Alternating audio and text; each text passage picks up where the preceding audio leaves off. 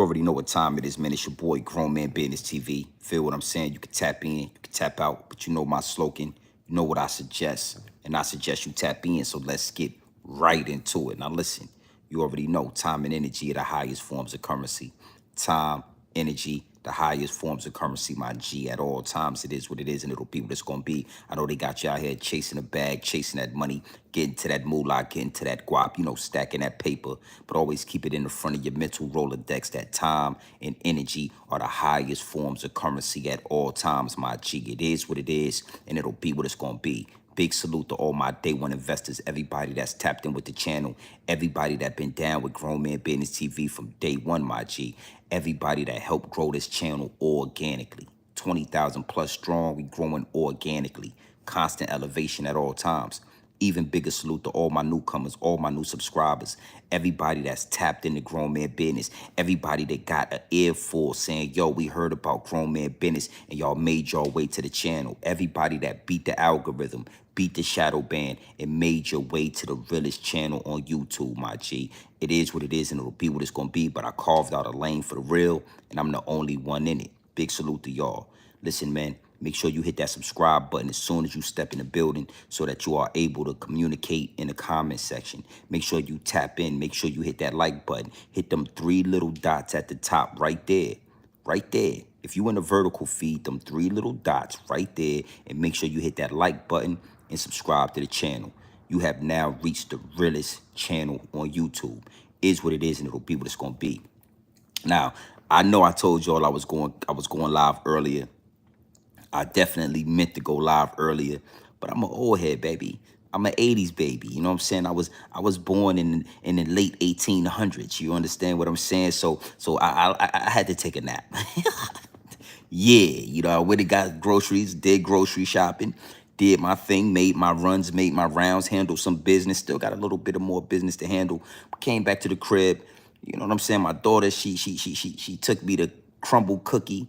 I don't know if y'all know anything about Crumble Cookie, but those cookies were fucking amazing. Excuse my language.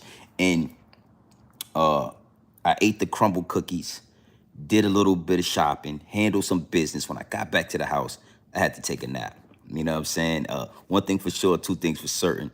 To all you youngsters out there, you know what I mean? Listen, man, the older you get, the more important these naps are gonna be. So I took a really good nap. I've been asleep all day. Woke up, you see what I'm saying? Skin glowing, feeling recharged. Yeah, like a recharged battery. Listen, youngsters. Ooh, excuse me. Listen to me, man. I'm giving you the game, homie. It is what it is, and it'll be what it's gonna be. So once I got up, got situated, I told myself, I said, you know what? I'm gonna double back because this is a very important conversation that needs to be had. You know, I've seen a lot of people talking about this. I've seen a lot of people giving their perspectives and their thoughts on this situation. And you already know it's time for Grown Man Business TV to give you my thoughts and my perspective, a grown man business perspective on this situation. I got a lot of people in the DMs. I had a lot of people asking Grown Man Business TV, what you think about this whole situation with hip hop? What you think about this whole situation with the Mexicans out there in Cali when it came down to Kdot? What you think about this? You know, what's your perspective on the Latinos claiming 50% of hip hop? I mean, we need to hear your voice on this. Well, listen, you see the title, right? You see the title. What it do? Truckers for you. I see you, my G. Salute. You know what I'm saying? Nasir, what it do, my G? Listen, you see the title. You see the thumbnail. So here we are. Here we are. We're going to talk about this. Now, before we get into this topic, you understand what I'm saying? One thing for sure, 2 things for certain about Grown Man Business TV is that if you don't know, I'm gonna give you some context on the situation, and I wanna put this disclaimer out there before we even get into this intense this real live conversation. Because one thing I understand and that I'm noticing and that I gotta pay attention to, I have to be aware of, is that I have a lot of new subscribers in the building. Yeah, we 20,000 strong, you know, 20,000.2. We approaching 21,000. I mean, we growing organically. So I got a lot of people that's not in tune. I got a lot of people that's just now subscribing to the channel. You understand what I'm saying? So first things first, understand this. There is no racism with this. You know, I'm FBA, foundational black Americans. There's no way for us to be racist, due to what happened on this land, due to the things that my ancestors and my forefathers went through on this land. There's no room to call me a racist. You understand? That's first thing. Secondly, if you hear something that triggers you, then you need to go into your bathroom and you need to look in the mirror and you need to ask yourself. Don't lie to yourself, but ask yourself, why is that triggering me? Because the only thing I'm going to do is point out the facts. I'm never going to point the finger. I'm never going to complain. I'm never going to play the victim. I'm only going to point out the facts. You understand? And what you got to know is you've come here for a reason. Grown Man Business TV is the realest channel on YouTube. There is no other channel. There is no other content creator that's giving up the game like this. So when you come over here, be prepared to get that raw, uncut, straight off the brick information. Straight off the brick into the bottles. And I wanted to throw that out there. Not that I care. Because you know what? The truth don't care about your feelings, my G. The truth don't care about your feelings. The truth don't care about your kids' feelings. The truth don't care about your mama's feelings. The truth is going to remain the truth regardless on how you feel about it. So it's not really that I care. I'm just being considerate. That's just something that, you know what I'm saying, is inside. It's something that's there when it comes to me. I'm trying to learn to be a little bit more considerate. Even though nobody is considerate when it comes to black people. Nobody is considerate when it comes to FBA. Nobody cares. You understand what I'm saying? So I'm never pointing a finger at you. I'm never complaining. I'm never playing a victim. And I'm never pointing a finger at you. I'm only pointing at the truth. That's it. So let's talk about this. First and foremost, let's start right here from this angle right here. Let's start right here. Mexicans in California. A lot of Mexicanos. Uno, tres, reto, varitas, cuatro, linto, parano, taracas, cuatro, arinta, paritos. I'm sorry, that just came out of me. You feel me? That's just what I thought when I thought about the Mexicans in California. I just want to autos rata, bolico, guacamole. That's just what I felt, right? But the Mexicans out there in California are feeling some type of way about Kendrick Lamar and his pop-out concert. Now, we all know that pop-out concert was legendary. It was historic. It was a big deal. Big salute to Kdot. Big salute to Kendrick Lamar for doing and fulfilling some of the things that we all know Nipsey Hussle was going to do. But that's a whole nother live stream. Big salute to Kendrick Lamar for putting that work in. And at this pop-out concert, you had all different type of people there. You understand what I'm saying? And I'm not going to say all FBA. Kdot FBA. But you had people from different cultures that represented different gangs in different sections of LA and different, different sets out there in LA. You had multiple different sets and gangs and different cultures all on one stage. And if you look at that thumbnail, you'll see that, that historic picture that Kdot took with all of these different gangs and all of these different representatives of different sets out there, all on one stage. Salute, Charlie P. I see you in the building. All on one stage, united in unity. All on one stage, brought together in peace. You understand what I'm saying? Something that and we're going to get into this, we could get deep into this situation. Something that the LAPD never wants to see. Something that, the government officials out there in LA never wants to see, my G. Is these gangs becoming one, becoming unified, having a certain level of peace and a truce and a respect for each other. Because as soon as they do that, now the prison systems, they are affected. The probation officers' jobs are affected. The police officers that patrol these areas, their jobs get affected because the violence is lowered down, right? So this is what made that such a powerful moment. But one thing we all noticed is that there were no Mexican gangs on that stage. There was no Mexican representation on that stage. The Serranos, uno para brutos, the Serranos. The Saraños. You know the Saraños? Yeah, you know the Mexican mafia. There was no representation of Mexican gangs, Mexican sets, Mexican nothing on that stage. And if you ask me, I thought that was perfectly set up. Yeah, I felt that. You got to know something. One thing for sure, two things for certain. That wasn't for y'all. That was for us. For us, by us. You ever heard of FUBU? Did you have FUBU jeans on when you was young? Do you even remember it was a brand called FUBU? It means for us and by us. So when I didn't see any Mexicans on that stage, I didn't feel no way. But guess what? Guess what? The Mexicanos, the Mexicanos, the Mexican mafia, the Taraños, they felt a certain type of way about having no representation on that stage. They felt a certain way that they didn't have anybody on that stage getting to dance and crip walk and blood walk. So let me ask you a question. What was you going to do? Was you going to Serrano walk on that stage? What was you going to bring to that situation that was going to better that? That was going to make it any more powerful? What was you going to do with that? Huh? These are just putting these questions out there. But yeah, they felt a certain way. They felt like they didn't get no representation. Well, I'm here to tell you at Grown Man Business TV is that you are not going to get any representation when it comes to what we got going on. And I think that, and I just appreciate Kendrick Lamar for not bending, breaking, and folding. I appreciate Kendrick Lamar for standing on grown man business and remaining on grown man timing and keeping it real calm, cool, and collective while you was doing it. Because respectfully, there is no racism coming from this side of the spectrum. The racism and all of the harsh feelings come from everybody else. It's FBA versus everybody. And as soon as you understand that, the sooner you'll be able to link up and we'll be able to put all the gangs together and we could become a force on this land. So let's get deeper into this. Now, if you don't know, then you come to the right place.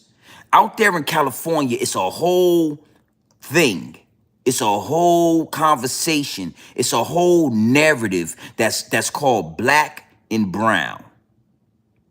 Black and brown unity. Black and brown this and black and brown that. And just to give you some context, like I said, I realized that I got a lot of new subscribers. I got a lot of people being directed to the channel, homie. We only getting bigger. We only getting stronger. So I got to really break these things down and give y'all context before I get deep into the situation. Black and brown, that means brown is for Mexicans, black is for FBA, Foundational Black Americans. Brown is for Mexicans, black is for FBA, Foundational Black Americans. And it's this whole thing, this whole narrative that they try to paint that there is some kind of black and brown unity. That black and brown people should stick together, that black and brown people should help each other, that black and brown people should have a mutual respect and grow with each other because somehow we are the same. But I'm here to tell you, we have never been the same. We are superior, FBA. We are superior than the Mexicans, than the brown people. And see, the problem is with us being superior, we always open up our arms to these people. We always open up our doors to these people. We always open up our culture to these people. The whole time they feel resentment towards us. So let's just keep it honest. Let's just be 100. There is no black and brown unity out there in California. There is no black and brown unity in the United States, period. That's why the rapper, what's his name, Swifty Blue, or one of these Mexican rappers, and it's ironic that you are a Mexican rapper. So basically you're a Mexican that's indulging in black people's culture, but that, the irony in that shit. That's why he came out and said he wouldn't let his sister or his daughter date a black man, at the same time using black man's culture to get rich and monetize. See, there's never been a unity between Mexicans and black people. Mexicans are racist towards black people. Mexicans are very disrespectful towards black people. So I thought that it was the audacity of these Mexican content creators, these Mexican bloggers, and these Mexican rappers to think that they were supposed to have a spot on the stage where it's for us, by us. They thought they were supposed to be included. And the audacity, but at the same time, I understand, because y'all are used to being able to use our culture, use our platforms, use our music, use our style and our creation to get further in life. And as soon as y'all don't see us letting y'all in, as soon as y'all see us close y'all out, now y'all feel a certain type of way. Well, answer me this question, Mexicans out there in California, answer me this.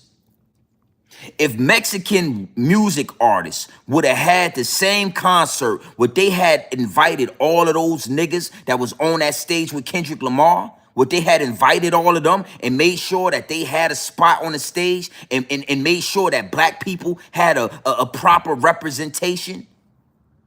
You want me to answer that for you? Hell no. Hell no.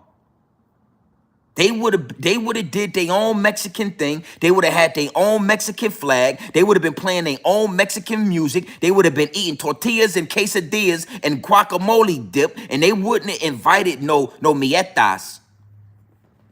Huh? They would have not invited no mietas.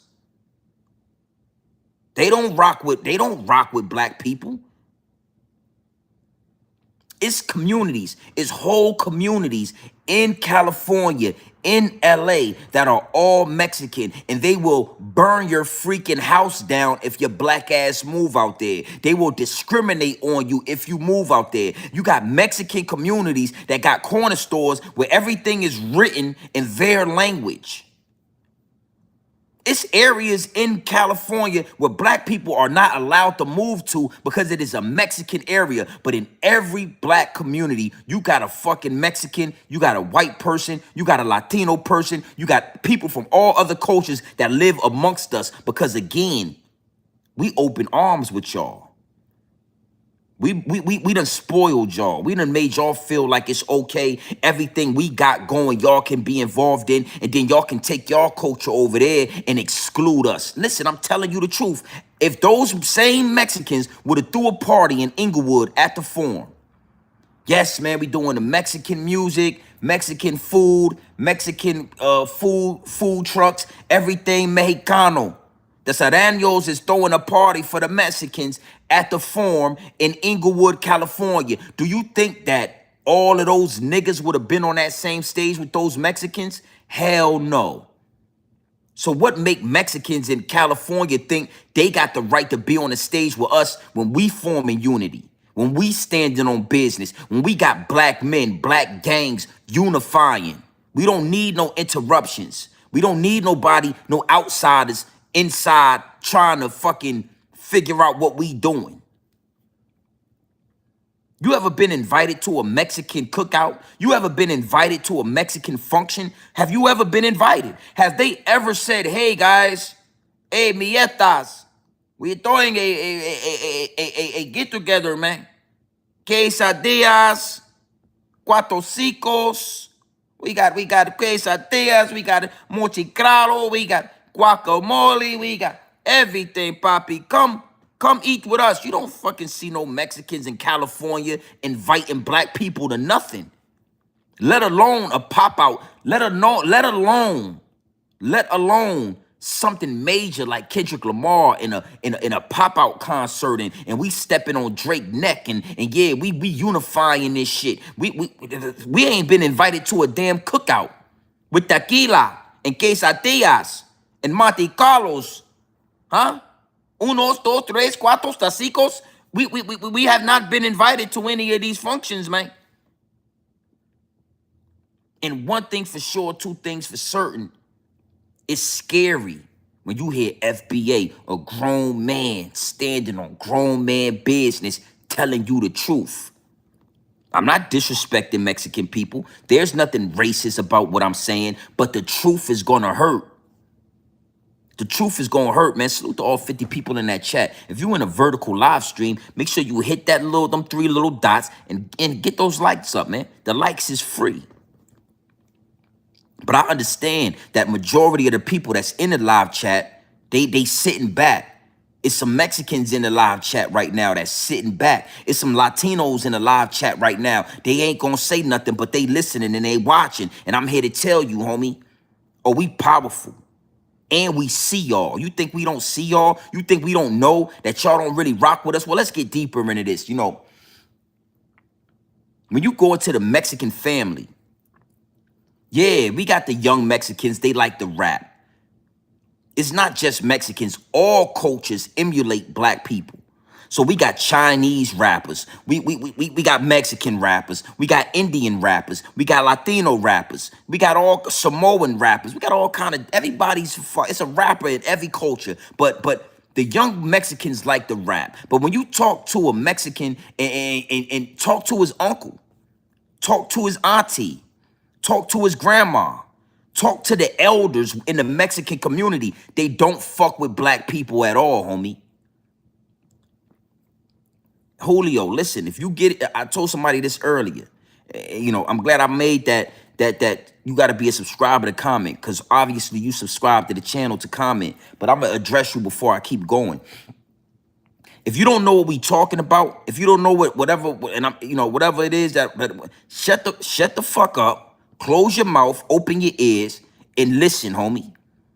You in the class right now with grown men handling grown man business, and you talking out of turn, and you don't even know what we talking about. You asking the question, what are we talking? You don't even know what the fuck we talking about, little homie. Shut your mouth and open your ears. So like I said, when you deal with these Mexicans, when you deal with them, the brown and the black, when you deal with these elderly Mexicans, they will let you know, we don't deal with mietas. We don't deal with black people. The Mexican mafia. Bro, you got Mexican Crips and you got Mexican Bloods, but do you got a Mexican Sereno? I mean, a black Sereno? Do you got a black person that's in the Mexican mafia? When it come down to criminal lifestyle, which those was gangs on that stage, right? We not allowed to enter their factions. They don't do business with us. Let's go a bit deeper with this, right? When these same gang members that was on the stage with Kendrick Lamar, all them black guys dancing, unified, right? When things happen and they go to jail, the Mexicans is their worst enemy. The Mexicans in the prisons in California, the Mexicans is not allowed to eat with black people. They not allowed to fucking trade nothing. You better not trade a Q-tip. If I say I need some Q-tips, and you got some, and I got some stamps, and I say, hey, Mexicano, my friend, hey, my friend, Papi, what's going on, man? I need a Q-tip, I got some stamps. If your ass get caught trading a fucking stamp with a black person, they gonna whoop you out, homie. They gonna DP you. Your ass might get kicked out. Mexicans ain't allowed to talk to black people in jail. Mexicans ain't allowed to rub shoulders. They ain't allowed to be in the same bathroom. They ain't allowed to do nothing with black people. But all of a sudden, when Mexicans see us on stage with Kendrick Lamar, they see us unifying. They see us growing. Now they want to have a representation in hip hop. Y'all don't got no representation in this. Y'all ain't got nothing. Why don't okay, let's go even deeper, right? Why would you as Mexican people have representation in hip hop? Do black people have Mexican representation in Mexican music? Y'all know Mexicans got their own music, right? Why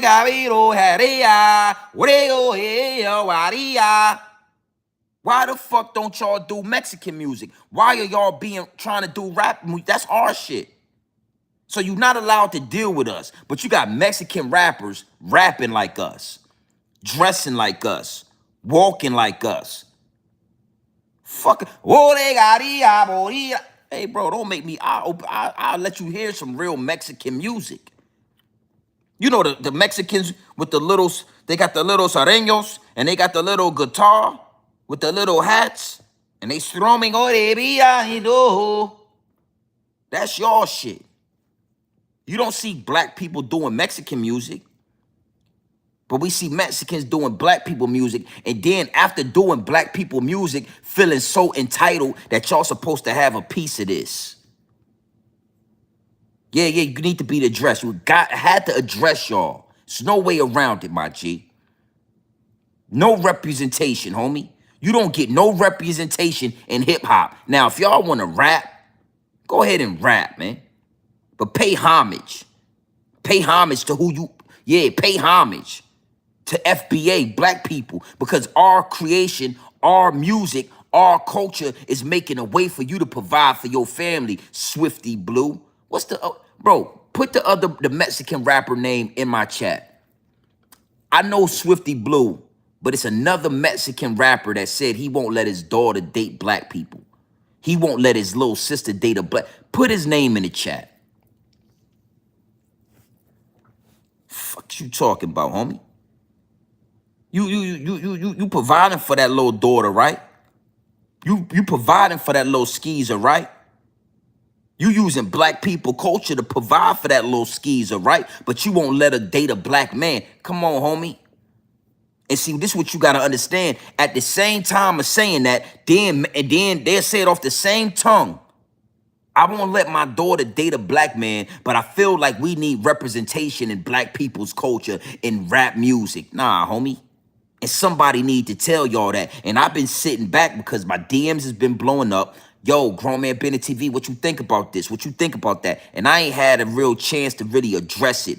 You know, I've been talking about some other things and we've been growing as a platform. And I said, you know what? Right now is the time. The downloads is downloading. And I listened to the download. And the download said right now is the time to give them that work.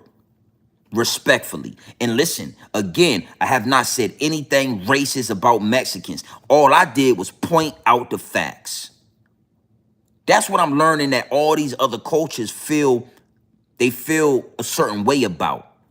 And the first thing they're going to try to do is distract you and say that you complaining or you're playing a victim or, you know, you're a racist. Because they don't just want to accept the fact. Mexican people should just say, listen, you know what? Grown Man Bidden, you right, homie.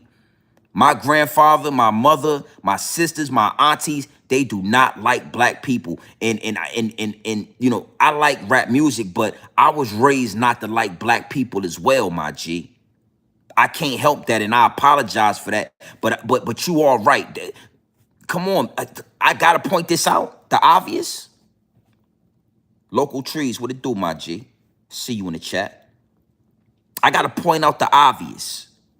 I wish I didn't have to point out the obvious. I wish that I could give you the real, and the real is that black and brown are unified and that we respect Mexicans because Mexicans respect us and that we can stand together. I wish that I could say that, but one thing for sure, two things for certain, I never lie. I'm not going to lie. I'm not going to compromise the integrity of this channel. That's why, yeah, that's why they come over here. Because they don't, you know, you go on YouTube, you listen to these other bloggers and these other content creators, and you realize, man, they fluffing it up a little bit.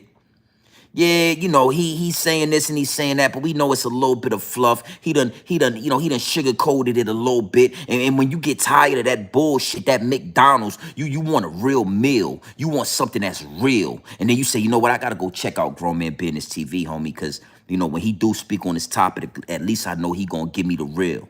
He gonna give me the real if I like it or not. He gonna give me the truth. He gonna give me the facts if I like it or not. Because you know what, the truth don't care about your feelings.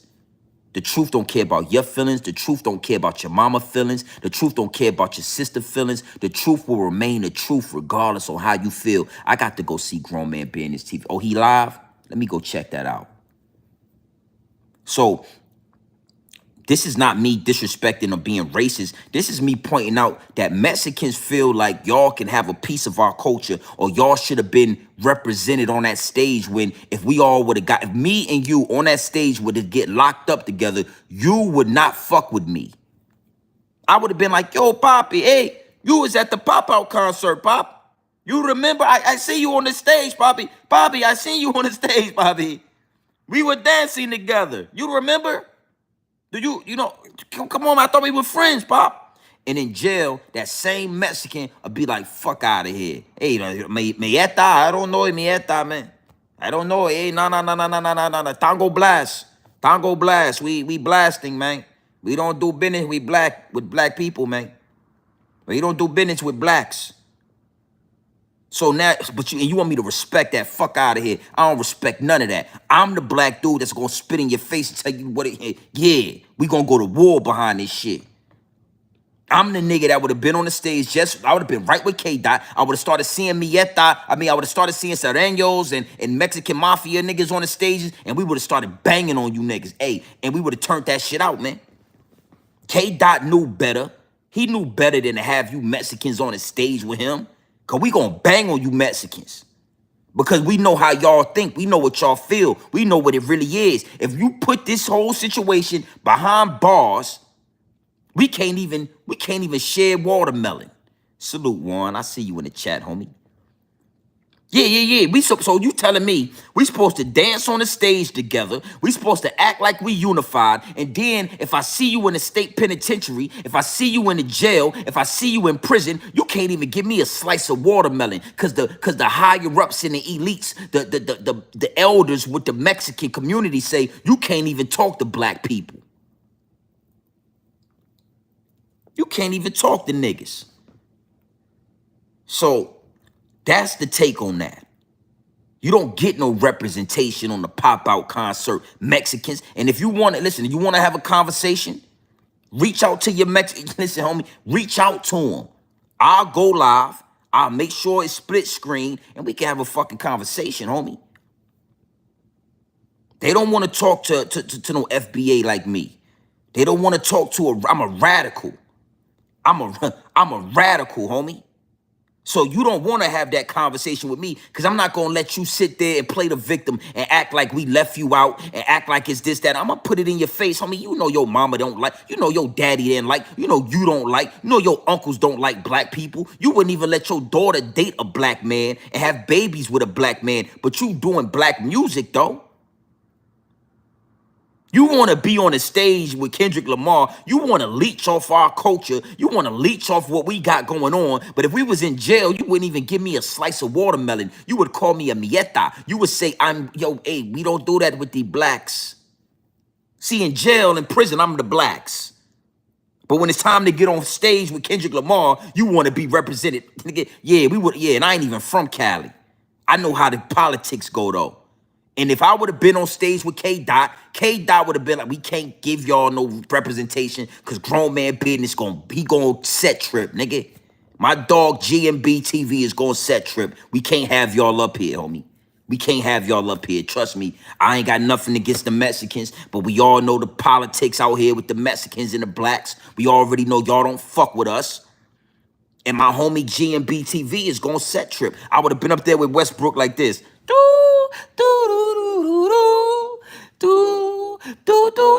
They not like us. They not like us, yeah. Throwing shit up like that. You know how they do in California. And I would have seen one Miet, I would have seen one Mexicano on the stage.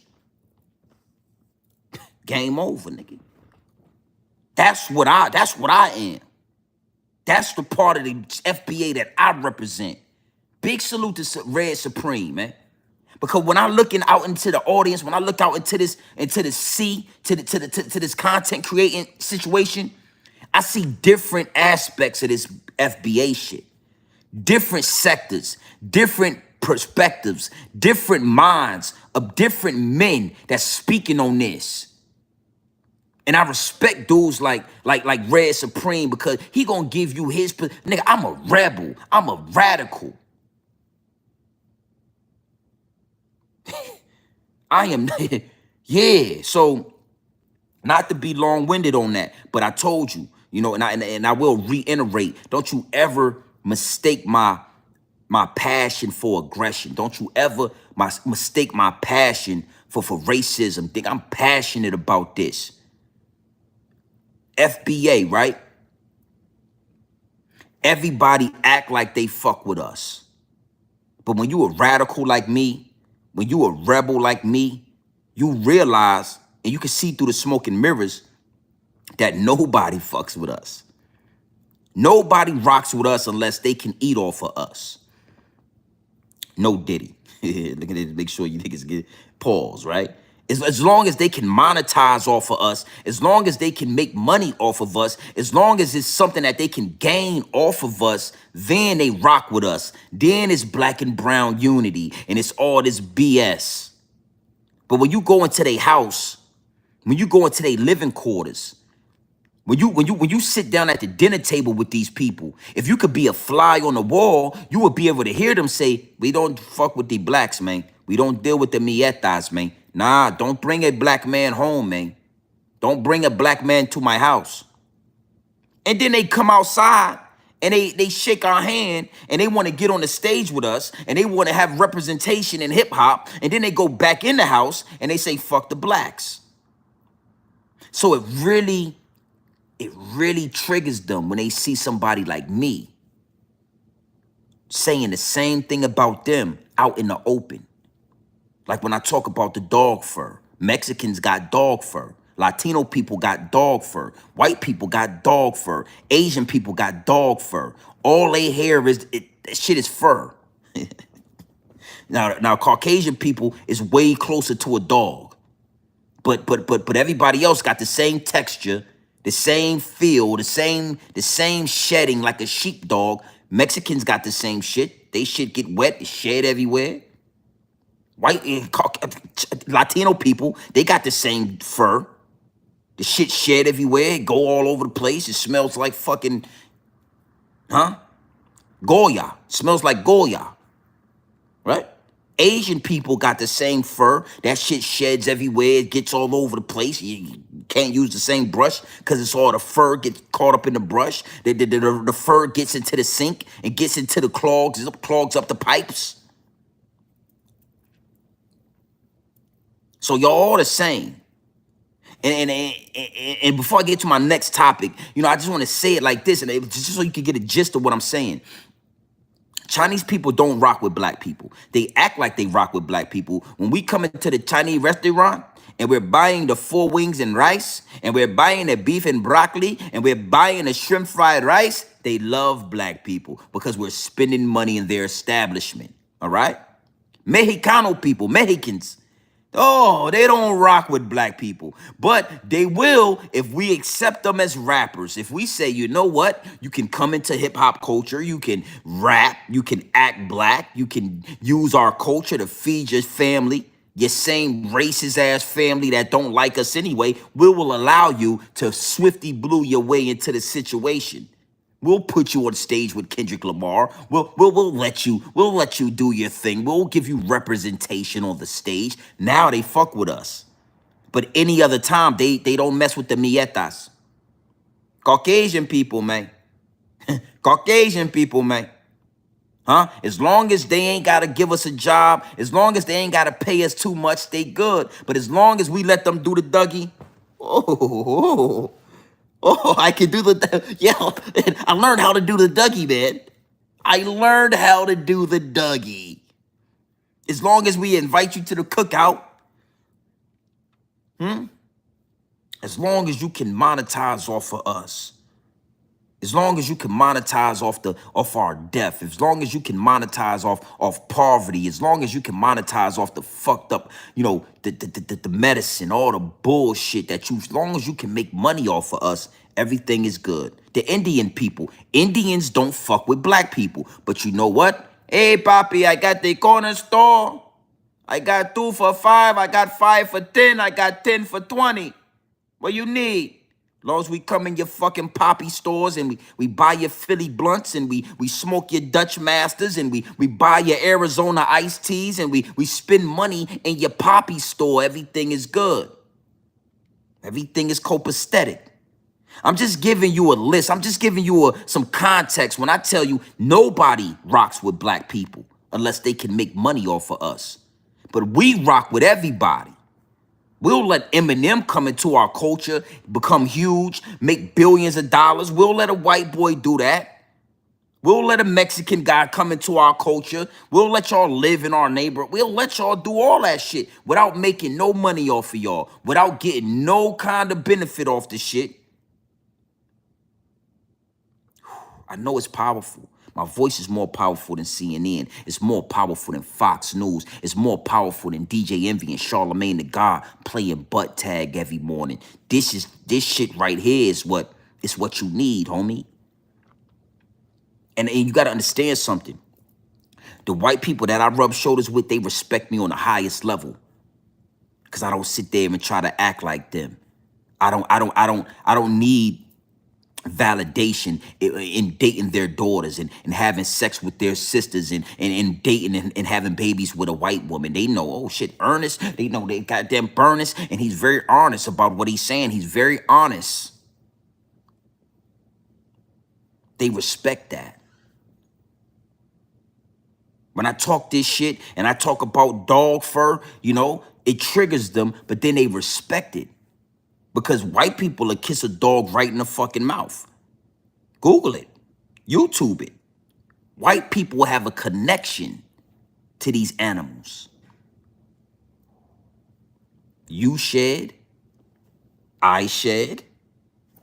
If it rains, we both smell like the dog. We both smell like an animal, a dog, if it rains on us. If you Google it, it's always a white or Caucasian woman having sex with a horse or a sheep or a dog.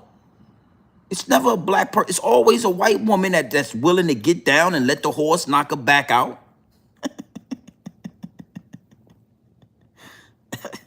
I'm just saying, B. So they respect me on this. It's a reason. The universe works for a reason. It's a reason I'm not from California. It's a reason I would have never ended up in a California prison, because I would have been the one that got all the black people to rile up. Nigga, would have been a war in there. Is what it is, and it'll be what it's gonna be. Now let's segue, cause I feel like I gave y'all enough. Everything good? All right, tapped in with y'all enough, gave y'all enough. I want you to feel like I'm bullying you. I don't want you to feel like I'm attacking you. You know what I'm saying? So we're gonna go from the Mexicanos, you know, the Mexicanos, you know, the quesadillas and the quesadillas and the tequila. The quesadilla, whew, a good quesadilla.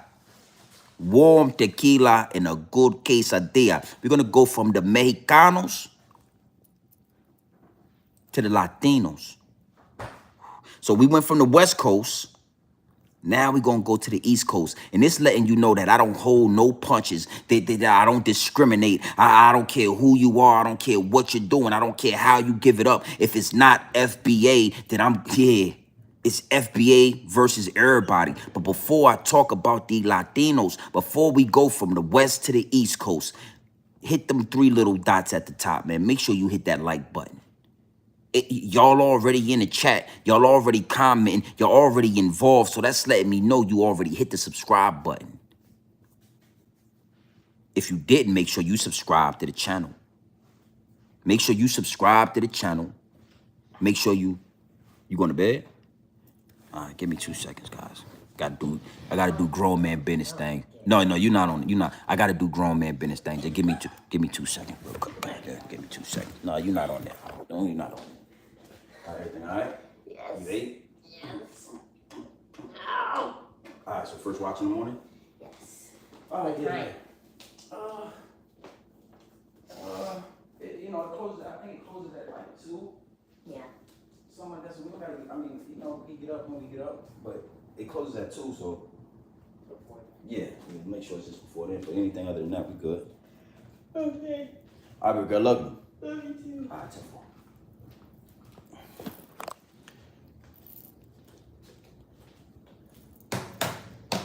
I already know. Make sure y'all hit that like button. I said hit the like button. Hit the 3 buttons at the top and hit that like button and stop playing, homie. You know, it's the ambiance. You already know the ambiance is on. You will have now entered the Realest channel on YouTube. Yeah. Yeah. The ambiance.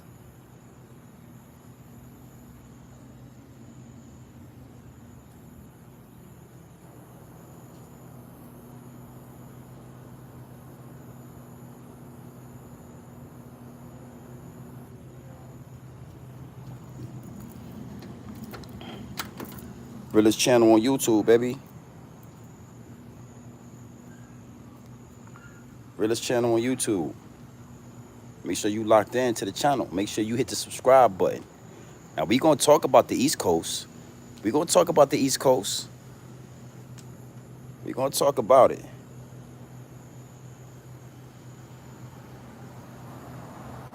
Yeah. We gonna talk about it. Don't you worry.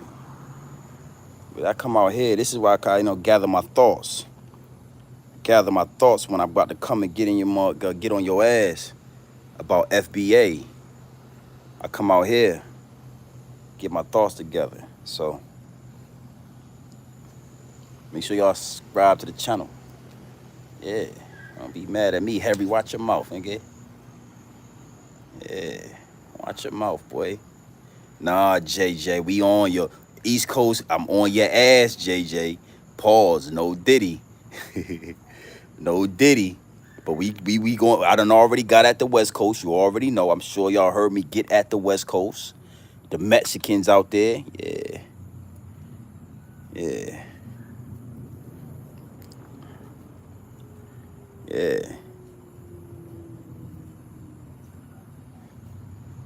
We gonna talk about it.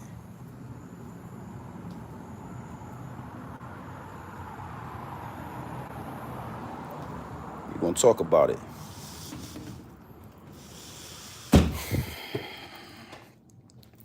So there it is, you know. So let's salute to everybody that's in the chat. Make sure you hit that like button, man, and stop playing. That's free, right? Now let's talk about this, man. Let's talk about this. Hard work definitely pays off. Appreciate that, local trees. You already know you've been here for a while, local trees. You are definitely a day one subscriber, day one investor. So you already know we came a long way. It's another reason why I talk this way, because what I learned on this land, what I learned when you dealing with America, when you dealing with all these different cultures, before you open your mouth, before you can even have a say so, to a certain extent, you have to have now made a way on this land. You have to have done something on this land. You have to have achieved something on this land. It just is what it is. You know what I'm saying? Nobody's gonna respect you talking about a million and you ain't never seen one. Nobody's gonna respect you trying to get some game, or you trying to drop knowledge and you ain't acquired none. So it is what it is, and it'll be what it's gonna be. But for everybody that's in the chat that might not know, I just went in on the Mexicans on the West Coast, but feeling like they supposed to have some type of attachment, some type of feeling entitled to some type of piece of hip hop, some type of representation for the same Mexicans that are racist towards black people. Y'all are racist towards black people. Y'all are not allowed to deal with black people, especially in the prisons, not even in the prisons, outside of prison. It's neighborhoods in LA, in California, and in LA that's all Mexican. And if a nigga rent an apartment, the people won't even rent you an apartment. They won't even let you live in those areas. They won't even let you live in those areas. But in every black community, you got Mexicans and you got white people that live amongst us. And we don't shun you. I'm gonna give you a prime example. Shout out to Milk TV. Milk TV is a white boy that is a pretty big blogger, pretty big content creator. Me and him don't have the same we don't talk about the same things, but his content comes across my feed. His name is Milk something. He's a white boy, and he's from Hoover. He's from Hoover. He's from a black gang.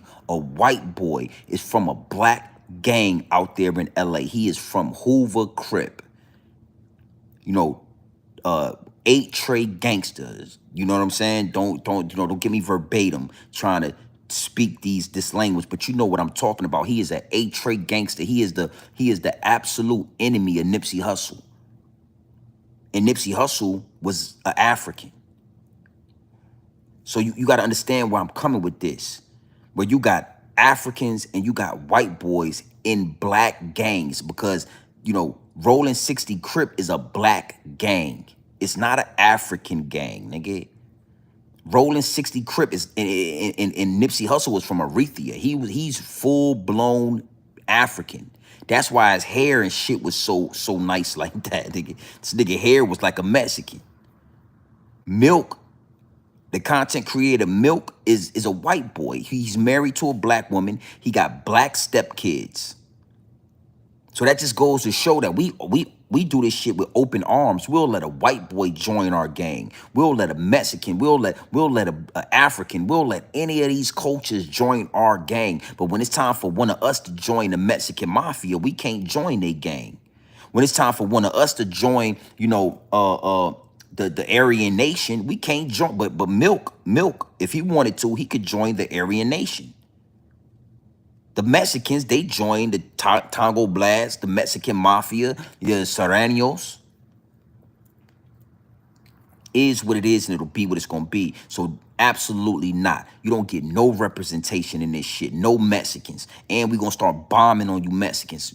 All Swifty Blue, all of you niggas. Y'all need to get bombed on out there on the West Coast. Is what it is, and it'll be what it's going to be. Now, let's talk about the hip-hop situation. Let's talk about Puerto Ricans claiming that they had started hip-hop with black people, claiming that they are 50% of hip-hop. They started hip-hop with black people. Now, let's talk about that. That is an absolute lie. And all Latinos, 1, 2, 3, 4, 5, 6, 7, all Latinos and all Puerto Ricans, you should be ashamed of yourself. You should be ashamed of yourself, homie. The crazy part is that a black man, FBA, I gotta remind you on how racist you Puerto Ricans are. Don't let Fat Joe, don't let DJ Khaled, don't let Pitbull, don't let none of these Latinos confuse you and think that they whole family feels like them. Nah, see, Joe made a way in hip hop because Joe needed a way to supply for his family, and he started getting with the black people. And same thing with Pitbull and Cali and all of them. But when you go into the household, Fat Joe mama you wasn't, no niggas won't about to just be up in, won't like that. See, when black people made hip hop, let me give y'all some game. Let me give y'all some knowledge on what was going on in the South Bronx at the present time. It was a war going on outside. No man is safe from. You can run, but you can't hide forever. And the South Bronx looked like a war zone. The buildings were blown up. They was halfway burned down. Half them shits was falling. The South Bronx looked like a war zone. And hip hop was born in that. Where all of these black kids that didn't have anything to do, didn't have schools to go to, had idle time. They didn't have anything to do during the day because it was a war zone in the Bronx. Not a war from black on black, but a war with the government, a war with poverty, a war with a whole agenda that was being placed and put in motion. But under wraps, it was something called hip hop being created, where black niggas, FBA, would get together and they would rap and they would dance and they would do this thing that nobody really knew what it was. And even before them, our ancestors was rapping. They was rapping and tapping. They was spitting and skitting. They was doing these things in the early 40s, in the early 30s, in the 50s, and in the early 1900s. Our people, FBA, black people, foundational black Americans, been doing this shit way before we was interacting with Puerto Ricans. Oh, and we got the footage. We got the footage of black men rapping. The video was in black and white. I mean, it's that old. And they rapping and tapping and spitting and skitting, doing this thing called hip hop, but didn't have a name to it yet. It wasn't titled. It wasn't solidified. It had no name, but we all knew what we was doing. We was rapping, tapping, spitting, and skitting. There was no Puerto Ricans around us. Now, I'm going to give y'all the game. Next thing you know, We go from the underbelly. We go from the underbelly, rapping and tapping, spitting, doing this thing called hip hop behind closed doors. Behind closed doors. You feel what I'm saying?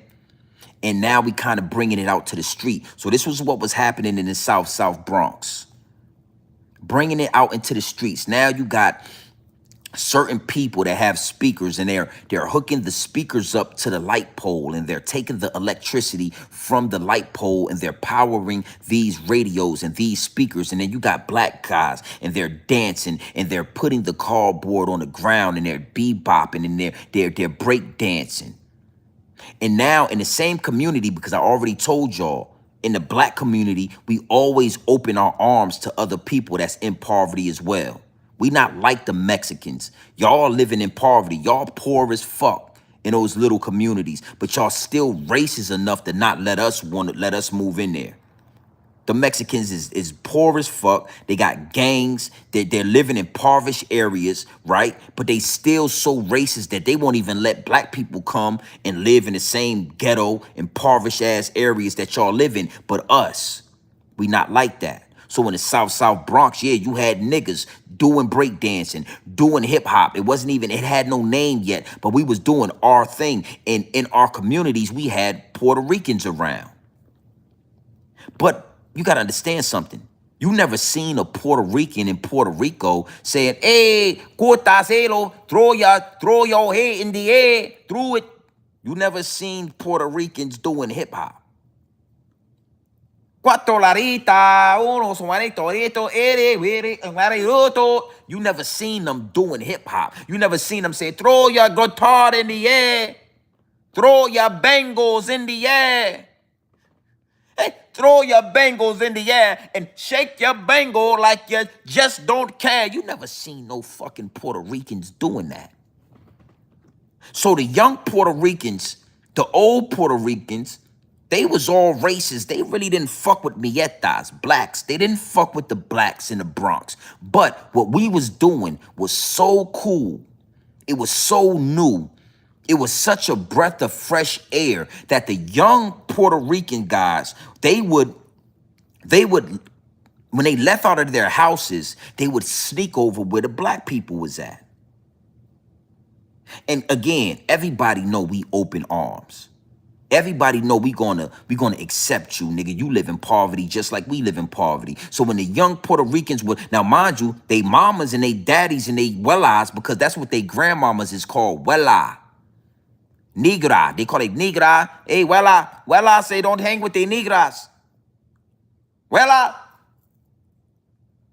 So they kids would come outside and sneak over there with the black people, and we would accept them. Yo, what's going on, fat? What's going on, little Joey?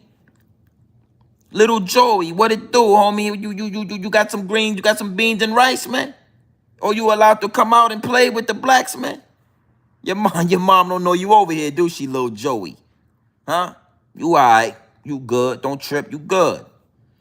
And now you got Puerto Ricans engaging with us, learning what we doing. See, these coaches always get close enough to us to learn what we got going on, to emulate what we got going on, and then monetize and capitalize off what we got going on. So I'm giving you the game. These little Puerto Rican kids were sneaking outside. They would tell their mom, hey, mom, I'm going to the corner. I'm going to the bodega. Hey, mami. Hey, mamma mia. I going to the bodega. Then, instead of going to the bodega, they sneak over there with the niggas. Hey, man, little Joey, what you doing over here? Joey say, man, I like what you guys are doing. I like what you guys are doing, man. How you do that? Nah, Joey, that ain't what we doing, baby. We rapping, we spitting and skitting and shit over here. We getting, this what we doing. You want to learn this shit? Show Joey how to do it. You know, black people, FBA, we always like to see y'all learn how to do our dances. And yeah, you know, look, man, he know how to do the doo-wop. Go do the doo-wop, little Joey. Ha. Yeah, little Joey crack, man. You know, his mama's, you know, daddy did his own crack, man. This Joey crack. Next thing you know, Joey Crack get good at this shit. Crazy legs. Crazy Legs was telling his mom, I'm going through the bodega, mom. And then he was sneaking over there with the B-boys and the break dancers, and then he learned how to break dance because our culture is contagious. No matter how much you hate us, no matter how much racism you show towards us, our culture is so contagious that you want to do this shit. You understand what I'm saying? So now you got these Puerto Rican dudes hanging around. You got these Puerto Rican dudes saying, man, what them black guys are doing is so fucking cool. It's cooler than our music. We don't want to sing a Guataletito la Mararia. We don't want to sing that shit. Joey Crack Mama was trying to get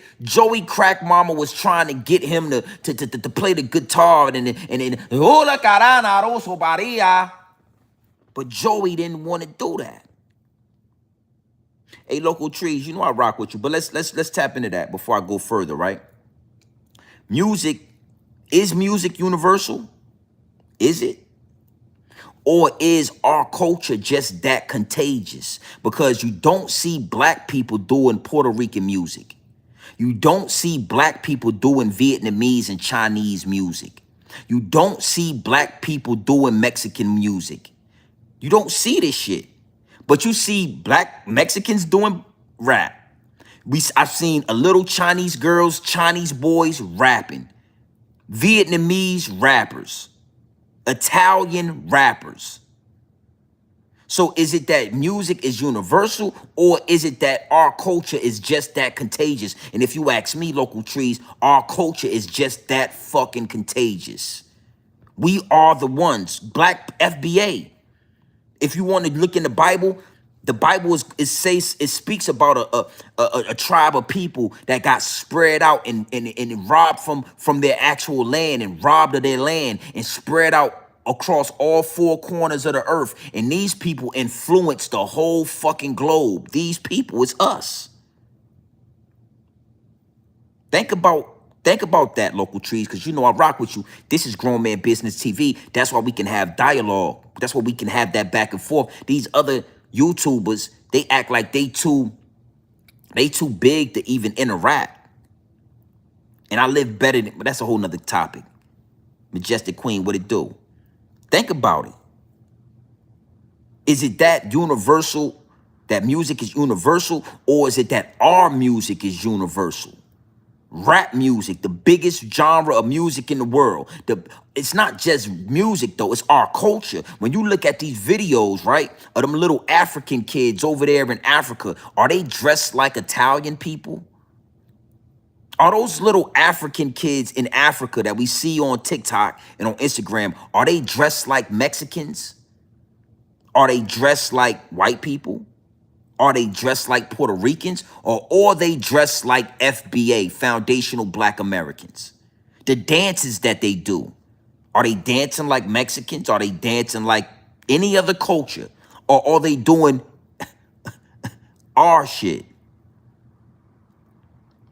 One, if you're feeling confused, just sit tight. Don't type. Put your Twitter fingers down. Open your mouth. Close your mouth and open your ears. And I guarantee you, you won't be confused. You understand what I'm saying? So our culture is contagious. Music is universal. So we can agree. I can agree with that. Two things could be true at the same time. So music is definitely universal, but our music is bigger than universal. It's universal and it's contagious. Because I've heard all these other music before because it is universal, but I've never emulated it. I've never, unless I'm going, uno, dos, tres, cataditos, tarara. I mean, I'm emulating it now, but I'm being sarcastic. You feel what I'm saying? So Puerto Rican people never created hip hop. Again, before we started doing rap, before we created hip hop, before we started breakdancing, you never seen elder Puerto Rican people saying, throw your bongos in the air, wave your bongo like you just don't care. They was not doing hip hop. That's not a part of their culture. When you go, when you this shit is deeper than rap. It's deeper than Puerto Rican people. I'm talking about Haitians, Jamaicans, Puerto Ricans, West Indian. If you go to Jamaica and you look back in those days, Jamaicans wasn't rapping. They was doing fucking day music. Haitians wasn't rapping. West Indian people wasn't rapping, but now all these different cultures is rapping and drill. They all in our culture. So I say all that to say this. Puerto Ricans and Latino people should be ashamed of themselves for trying to claim hip hop instead of claiming their own music when we all know y'all got your own sector of music. Now, just because your music don't resonate with the world, your music, that Puerto Rican Latino music shit, nobody wants to hear it except y'all. When you walk into one of them stores and you hear that radio on that Latino station and it's "Cuataratito, tamaraditos, cuaradita, paranadito," nobody want to hear that shit. That's why people like Jennifer Lopez, she turned to Jenny on the block. Jenny wanted to be from the block. Jenny didn't want to be from the bodega. Jenny didn't want to be from the bodega. Jenny wanted to be from the block. You know who the fuck was on the block? Puff Daddy. Black FBA niggas was on the block. Oh, that's when she was having the best time of her life. J-Lo, she had bandanas wrapped around her head. She was doing songs with Ja Rule. She was doing ecstasy and she was getting pop, pussy popping for FBA. Jennifer Lopez was. That's when she made the most money in music, when she was Jenny from the block. So you got to understand something. Understand this. When Jennifer Lopez was a little girl, she wasn't doing rap and hip hop. She was singing her native music, her native tongue. I would suggest this, right? I would suggest that all cultures go back to their original culture. Everybody do their own and their original native music and see how far you can take it. Nah, I'm dead serious. And I ain't, prove me wrong, L. Prove me wrong. You see, I'm going to address you in the comment section. Prove me wrong. Tell me where I'm wrong at. Black people, this is our shit. Where we messed up at is not recognizing the foul play a long time ago and being so welcoming to everybody and letting everybody have a piece of us and never charging you motherfuckers for everything that you've taken. Never charging. Never getting the money out of you, capitalizing off of everything that y'all took. We just let y'all come in, join our gangs. We just let y'all come in, live in our communities. We just let y'all come in and rap. Oh, he's a god. That white boy's good. That white boy can rap. Let you come to the cookout, do the Dougie with us and shit, eat our goddamn, you know what I'm saying, our potato salad and our macaroni and cheese, and then you go back to your abuela, and your abuela say, "Oh, the negras, we don't like the negras. We don't deal with the negras." Fat Joe is fucking somebody, boy. Let me be careful, man. Because you got to be careful with this YouTube algorithm. But somebody's supposed to win in Fat Joe mouth behind that shit. Him and Busta Rhymes. Busta Rhymes is a damn Jamaican. Busta, let me give you some game on this. Busta Rhymes said recently, right, that when he was young and he was with Lords of the Underground, he didn't tell people that he was Jamaican because he didn't feel like his Jamaican roots was accepted in hip hop. But then out the same mouth, off the same tongue, he want to say that all these people, Jamaicans and Latinos, help make hip hop, help create hip hop. So if that's something y'all help created, why would you feel uneasy about letting us know that you was Jamaican? Because when I used to see Busta Rhymes back, I thought he was black. Whole time he's a damn Rasta. Whole fucking Jamaican. Bumba Rise Clot, Bonty Boy. That's what a fucking Bonty Boy. I done been to Jamaica a few times. I know the slang. Okay, are all these dudes, man. Now I do want to say this. And this is going to let you know that I'm not biased. This is going to let you know that I don't hold no punches, my G. If you're on the chopping block, you're on the fucking chopping block. I'm going to give you this work. Don't matter. It don't matter. It don't matter. So, yeah, none of these guys created hip-hop. KRS-One, none of these dudes created hip-hop. Black people created hip-hop. But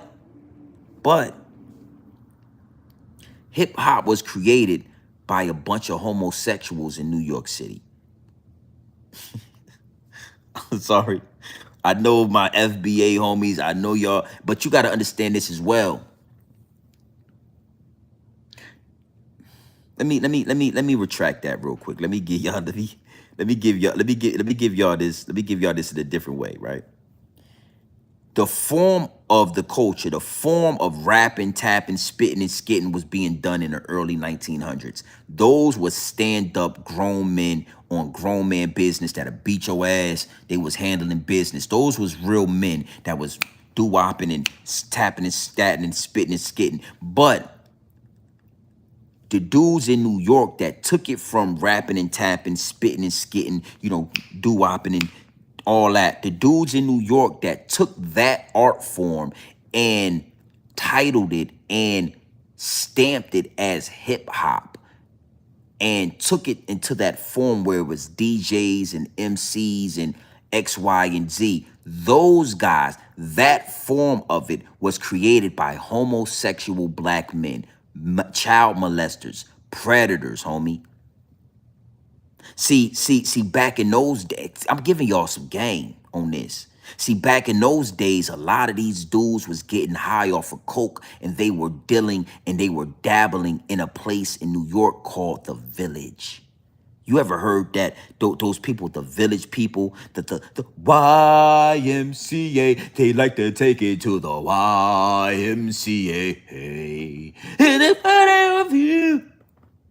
You know who I'm talking about, the Village people. The Village people came from a place called the Village. And in this place, in this village, is where a lot of these creators of hip hop were hanging at. They would throw parties in the daytime. They would have the speakers, and at night they would go to the Village where the LBG 123 ABC community. They would have a whole bunch of feathers and tight leather pants with feathers out their ass. Oh, it's pictures of these motherfuckers. Africa Bambaataa. Hey, if you on YouTube and if you haven't been under a rock, then you know that Africa Bambaataa, I'm talking about Planet Rock Africa Bambaataa. He was a predator. Oh, you didn't know? see, that's why I'm telling you. I don't hold no pics. You Puerto Ricans is trying to say that y'all was around. So y'all was around when hip hop was created, but y'all knew that hip hop was created by a bunch of homos. So y'all was with the homosexual. So I bet you Fat Joe say they wasn't doing the homo shit though. I bet you Fat Joe say, yeah, we was doing and we created hip hop with y'all, but we wasn't in the boys and hitting little boys. And you know what Hassan Campbell said. You know what Hassan Campbell said was going down with the Planet Rock shit. Rock. The truth come out. Yeah. Why you think Russell Simmons turned out how he turned out? These motherfuckers was involved when this shit really, the origin of it. And at this time, you got to understand something. You know, cocaine was this shit was at its purest. Being fruity and being in the Village and wearing tight spandex and doing DMT and doing all these acid trips and getting freaky and shit with the men. They was getting down with this shit. Hip hop wasn't gangster yet. It hadn't been turned to gangster rap. It hadn't been turned to like thugs and like Onyx and like all of this shit. So you gotta understand something. The creators of hip hop, the real foundational creators of hip hop, they was homosexuals, bro. I know this is gonna hurt a lot of y'all. You gotta understand something. I'm speaking about my culture. Hip hop come from this is my shit. But I can't act like the creators of this shit. I'm not saying all of them, but the real ones, yo, DJ Cutmaster C, all these niggas was doing That's why you gotta understand something. That's why when the generation in New York, like with Puffy, Russell Simmons, Biggie Smalls, all of these artists, you know, if you look in LL Cool J, this is the product of the Planet Rock or the Africa Band, because you got Africa Bambaataa, you got all of these real creators of the hip hop culture, and then you got Puff Daddy that came next after them, Kumo D, LL Cool J. All those guys have transsexuals and transformers in their videos. LL Cool J, Who Shot Your Video, it's a transformer in that video. I'm talking real transformer before we knew what transformers was. Biggie Smalls in the Warning video. Biggie Smalls in the Big Papa video. It's a real transformer in that video. And when I was a kid, I didn't even know that that was a man. I thought that was a woman in the video. Hip hop was created. The hip hop portion of the culture, like I said, the guys that was rapping and tapping and spitting and skitting in the early 1900s, in the 1920s, in the 1940s, in the 1960s, in the 1970s, those guys was real grown men that stood on grown man fucking business. I won't even say the 70s. I'll say like the 50s. But anything after like the 60s and the 70s and the 80s, that shit right there, the real form of hip hop, DJ cutting, rapping and tapping, you know, graffiti, you know, b-boying, breakdancing, rapping, MC, DJ cutting, spinning. That shit was created by homosexual black men. So, you know, you Puerto Ricans that feel like y'all was around for that, y'all got some explaining to do then. What was y'all doing with Africa Bambaataa? What was y'all doing with that? Because again, like I told you, you know, they were dealing with transsexual men way before before it was a name for this shit. They was dealing with transsexual men before it was an actual name. They used to be called drag queens. You know, back in those days, there was no transsexual shit. It was called drag queens, RuPaul, shit like that. So that's why Biggie Smalls didn't know that that was a man. I don't think LL Cool, I'm gonna give LL Cool J the benefit of the doubt. I don't think he knew that that was a man. And it was multiple different transmissions and transformers and Optimus Primes roaming around the industry, because Africa Bambaataa, look at the old pictures of Africa Bambaataa. Look at the old pictures of the Zulu Nation, the Zulu. These niggas was called the Zulu Nation. To me, Zulu sound like either some African. Look at pictures of them. They was dressed just like the village people. So you know, I see how this took a turn for the left for y'all. Salute 121 people in the live chat. If you in the vertical feed, make sure you hit those 3 little dots up there and hit the fucking like button and stop playing, man. I know this took a turn for the left because you seen me getting at the Mexicans on the West Coast. When I brought it to the East Coast, you seen me getting at the, you know, the Puerto Ricans and giving the game on them. But see, I'm telling you, ain't nothing, because now I'm telling you that hip hop was created by you know, salute the Haas, man. Who the hell would have ever thought that Africa Bambaataa was busting down little boys, having orgies with little boys? Hassan Campbell said out of his mouth one time that he walked into Bambaataa's apartment. Bambaataa had 2 little boys topping them off at one time, and then he went in there too, and he didn't leave. Hassan Campbell said he went into Bambaata's apartment. It was two little boys in there that he knew that was topping Bambaata off. He said Bambaata and the other guy had Vaseline all over their fucking hands. He said the apartment smelled like Vaseline and butt cheeks. That's what Hassan Campbell said out of his mouth. And he said that they all went in there and, okay, let me rephrase that. He said that Africa Bambaataa was given the top. I can't make this shit up, son. Yo, I can't make this shit up, B. I can't make it up, son. This shit is a movie, son. Ha said he walked in, he said Africa Bambaataa used to suck him off. Suck off other little boys. These are the so-called creators of the form of hip-hop that's been titled hip-hop. You know, African Bambaataa is one of the real creators of this shit. So you think he was the only one? Look at the pictures of the Zulu Nation. These niggas was dressed like the village people.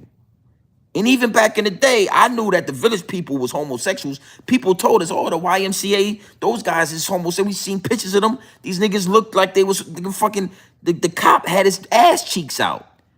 The cop had a outfit on with some leather chaps and his ass was out. The cop. So we knew that the village people was homosexual. And then when you look at the Zulu people, they was all the same. They all hung out at the village. They all went shopping in the village. They all got their bird feathers that they had in their head and they African attire from the village. So when y'all talking about who created hip hop, when y'all talking about, you know what I'm saying? Now understand, we can get deeper into this because hip hop is a culture. It's a rich culture. I'm not shunning hip hop. I understand the good and the bad parts of this shit. And that's exactly what I expect y'all to do, white people. I expect y'all to accept the good and the bad. Yeah, right now we all can get along. We trying to live together in peace, but you know what? Our past is terrible, bro. The shit we did, or our ancestors did to y'all ancestors is terrible, and y'all need to be paid out. Y'all need reparations. That shit is bad. We disgusted with that. Mexicans as well. Listen, man, we got Mexican rappers. We want black and brown unity, but you know what? We was racist, man. We are still, a lot of us are racist towards black people, man. Just be honest about this shit. The same way I'm telling y'all that the hip hop in New York, bro. And I'm not gonna say hip hop nowhere else, but in particular, New York City's hip hop was created by a bunch of homosexuals, bro. These niggas was into trans men. They was getting high off that good coke that Griselda Blanca was bringing into the city. They was snorting that good dope and they was fucking having male orgies. And then they would get on the mic, rock, planet rock, come on, rock, planet rock, rock, planet rock. Yo, what the fuck, you know what I'm saying? These niggas was doing, B. This what they was doing. They was rock, planet rock. The freaks come out. The freaks come out. Like what? The freaks come out. These niggas was getting, and then those guys transfer over to like Tribe Called Quest and these other rap groups. And they instilled certain qualities, certain homosexual qualities in these niggas. That's why dudes used to think that Q-Tip was a homosexual. The rappers didn't like Q-Tip because that nigga was mad feminine. Well, Q-Tip used to be around Bambaataa. And listen to me. Word to Hassan Campbell. Word to Hassan Campbell. Ha said that Bambaataa used to bust Q-Tip and LL Cool J down. And now that I just thought about that, I can't give LL Cool J the benefit of the doubt. Hassan Campbell said that Bambaataa used to smash him, Q-Tip, LL Cool J, and it was somebody else, my nigga. Yo, it was somebody else, bro. Ha said that, bro. Hassan Campbell said that. So now what we doing is now we exposing hip hop. We not just claiming that we made it, but we got to keep it fully 100%. You got to expose this the hip hop scene in New York City. New Yorkers, when y'all these dudes always say, "Oh, we created hip hop." No, homosexual men in New York City created y'all hip hop scene. Let's stop acting like y'all New York niggas always wanna claim that hip hop was created in New York, but they always leave out the part where the homosexual men in New York had created the hip hop. They leave that part out. I you know what I'm saying? So let's get back on how I said that. How I said that How I said that he saw Bambaataa knock off LL Cool J, he saw Bambaataa knock off Q-Tip, and it was somebody else. It was somebody else, the South Bronx. That's what part of New York it was started in. Them South Bronx niggas was spending a lot of time with the village people. They was homosexuals. Bambaataa and all them dudes. And they was breaking niggas in. They was breaking in. You know what I'm saying? You get to seeing LL Cool J. This nigga's mad cool. He licking his lips all the time. Bambaataa bust his cheeks down and put him in position. Q-Tip, he had this weird feminine vibe about him. Tupac used to talk about it. He didn't like Q-Tip. The niggas thought that nigga was gay.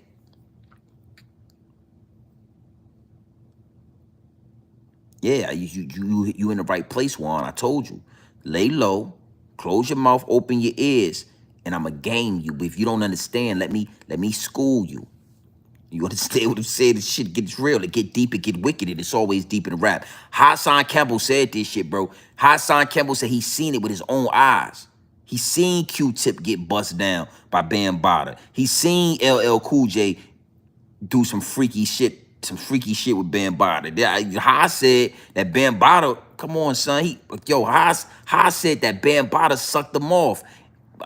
Bro, this shit is real. This is New York hip hop.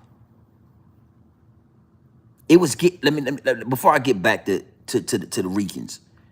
The New York hip hop scene was getting so freaky with homosexuality. They was getting so freaky. The male rapper, Diddy took it to another level. Diddy held on to that freakiness, but it was getting so freaky that the higher ups in the elite said, we can't sell this shit no more. Nobody wants to see these big black ass men with tight leather pants on and feathers all in a damn hat. Like, what is this, the fucking Coming to America soundtrack? Like, we don't know how to sell this shit. And that's when the higher ups and the elites got together and said, we got to change this to some gangster shit. We're going to change the whole landscape of music, of hip hop. We're going to change it to gangster rap. These dudes is getting too feminine. You got fucking Africa Bambaata's running wild. We taught Africa Bambaataa. We taught the creators of hip hop how to get down in the homosexuality. And now they done ran rampant. We can't control this shit. Africa Bambaata's fucking little kids. He's thigh in their asshole. He's sliding dick up in their thighs. He's having sex with LL Cool J. He's having sex with Q-Tip. We gotta change this shit. And the higher ups and the elites, they had a meeting, and now we got NWA. Now we don't got Tribe Called Quest. We don't got Leaders of the New School. We don't got Queen Latifah. We don't got MC Light. We don't got we don't got Zulu Nation. We don't got none of this shit no more. Now it switches to now gangster rap because it's getting hard to sell to urban America, to the suburbs. It's getting hard to sell these homosexual men. Back in those days, that homosexual shit wasn't cool, man. It wasn't like now where you could get a pass. That shit wasn't cool, B. Now we got Eazy-E. Now we got Dot. Now we starting to get into this gangster shit. Now we changing the landscape. Now all that homosexual shit is behind closed doors. You got to come to the mansion party. You got to come to the mansion party. If we invite you to the all-white party, then we can get down with you. But we got the other than that, we need y'all to be thugs, gangsters. Now we got Onyx. Give me y'all game. Majestic Queen, what it do? I know I had to go there real quick, Majestic Queen. Listen, I had to go there. I had to take it there. Y'all need to know. Since y'all claiming hip hop, Puerto Rican people, Latino people, since y'all acting like y'all was there from the beginning. Y'all was there from the beginning, right? Well, give me some names of the Puerto Rican people that was there from the beginning. And if we do background checks on them, I bet you they was getting bust down or they was busting man cheeks down. Homosexuality. I guaranteed, if those Puerto Rican dudes was around when the beginning of hip hop in New York started, they was homosexuals, Fat Joe. So we need to figure out who these guys are that you claim was around, Fat Joe. Cause we already know it's a guarantee. This shit guaranteed, bro.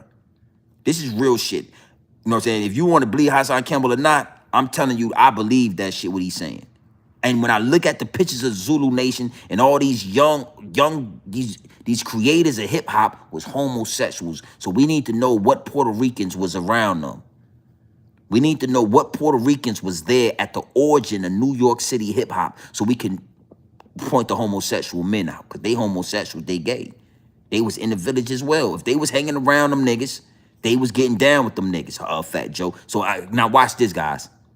Watch this. These same Puerto Ricans gonna try to take credit for hip hop, but exclude theyself out the homosexuality that part that. They gonna say, oh, no, we helped create it, but we wasn't around when they was having the male orgies. We wasn't around for that. Hold on. We helped create hip hop. We was there. Oh, we was there. We was helping create hip hop. Black people, we was right there. Oh, but when you guys were going to the village and y'all was doing the YMCA dance, we wasn't there. We wasn't there for that. We was eating Goya and we was at the house rolling quesadillas and tortillas and drinking tequila. We wasn't there for that. Fat Joe, I get the bet money. Oh, you guys, we helped create hip hop. Oh, we need 50%. We need our credit. But when Africa Bambaataa was thighing these little boys and sucking cock, we wasn't there for that. Africa Bambaataa, we wasn't there when Africa Bambaataa was sucking cock, because we all know, because he was sucking cock. And I'm gonna tell you this: any grown ass man, bro, a grown man that would tell you that shit what I said and get to crying, bro. That man sucked Hassan. He sucked them off, man. So where was the Puerto Ricans at then? Y'all was around for this shit, right? Because y'all helped create this shit. And I want to say it again, specifically the New York City rap scene. Because everybody know that rap, the hip hop culture part was created in New York City. Then it spread out.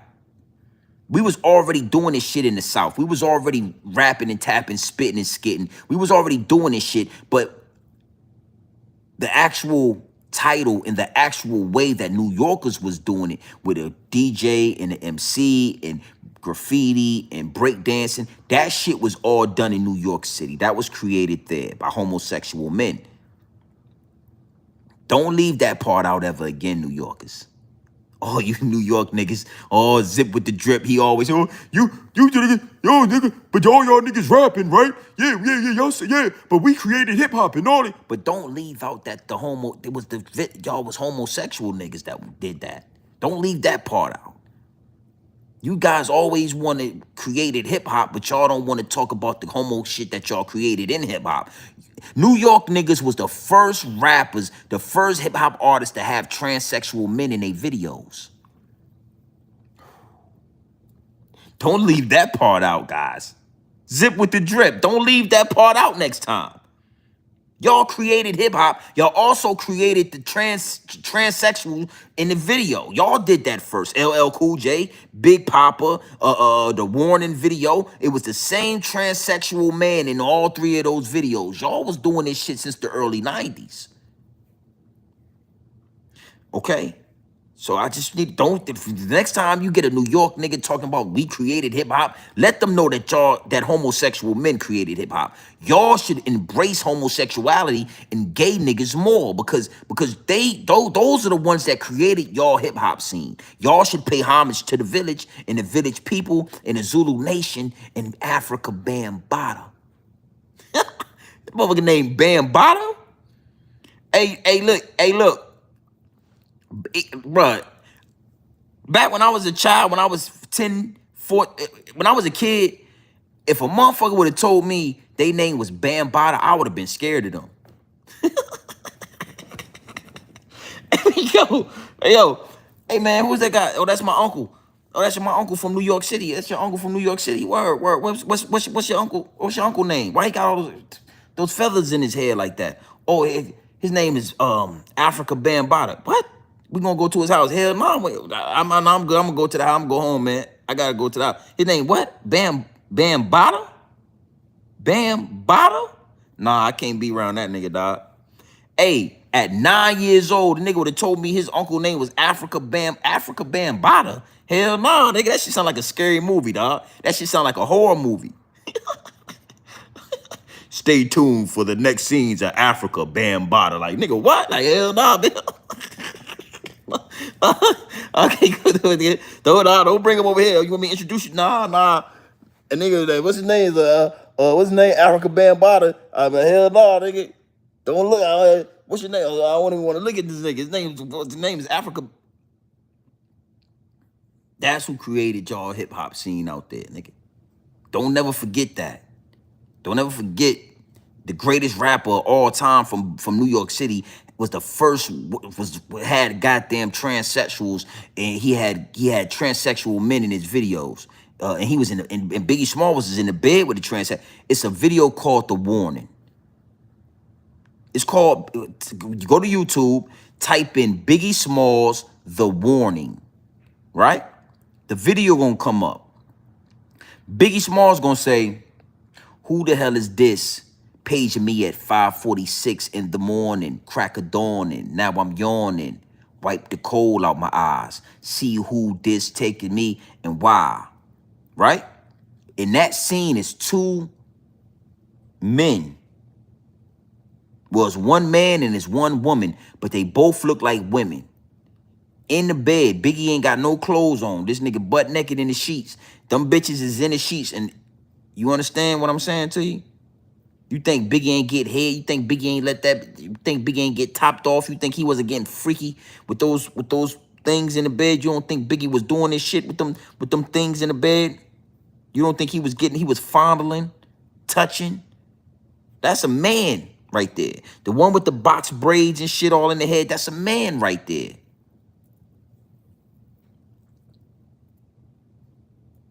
So that's it, right? That's it. Mexicans, y'all don't get no representation in this. This shit belong to us, homie. Y'all don't get to be represented in hip hop, represented on the stage with Kendrick Lamar, and then get to go to jail and can't even fucking give us a slice of bread, can't do no business with black people, call us meyetas and shit like that. We know what y'all do. Mexicanos on the West Coast, and on the East Coast, Puerto Ricans. You Ricans should be ashamed of yourself trying to claim 50% of hip hop. And like I said, if you're going to claim that you helped create hip hop, then claim the homosexual shit that was going on in it as well. Don't try to separate yourself from it. But I'm going to separate you from it anyway. You know, you didn't create hip hop, but I'm sure you Ricans was involved with that homo shit. When y'all got in tune, when y'all started breakdancing, when we start letting y'all in the circle and we start saying, yeah, you could come over here, Joey. Joey, yeah, that's Joey Crack, man. We be on the corner, he want to rap. I'm sure y'all started dibbling and dabbling, Joey. Yeah. You was robbing everybody, Joey Crack, Fat Joe. You was a terror to the public school era, right? You was robbed. Listen to Fat Joe. Listen to the stories that he tell. He said he robbed a whole gymnasium of kids, about 70. Yo, this nigga said he was just, why was you so aggressive, Joey Crack?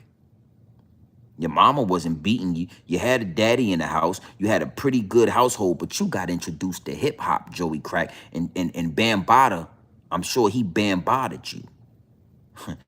If it wasn't Bambada, it was a lot of different dudes that was around. It was a lot of different creators of hip hop, but they all had one thing in common, that they was down with the Bambada. And I'm sure when you wanted to be involved with hip hop, you used to tell your mama you was going to the bodega, then you would come around niggas and you would learn how to do hip hop, and somebody Bambada'd you. You the same complexion as Hassan. Salute to Hassan Campbell. You the same complexion as Hassan Campbell. You look just like Poppy. Fat Joe. You used to have blonde hair and blue eyes. You look light skinned. You know them boy. You know they looking at you. You got a big red ass. They looking at you. They thought that somebody. I'm sure. Fat Joe, but you want to leave that part out. Allegedly, you want to leave that part out, but you want to talk about creating hip hop. Don't leave out the part where the Bambaataa was in your ad. Don't leave that part out, Fat Joe. Hassan Campbell didn't leave that part out. Hassan Campbell was on Hassan Campbell was on the front cover. He was on the cover of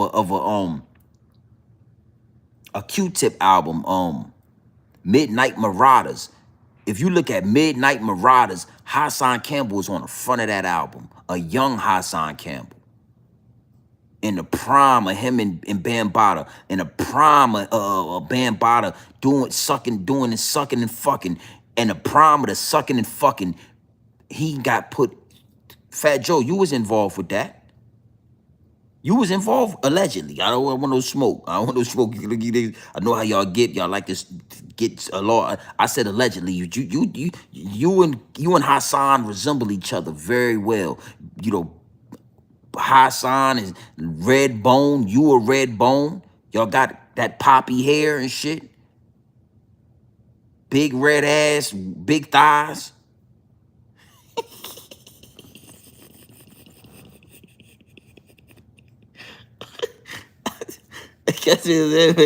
I'll give it 100 with you.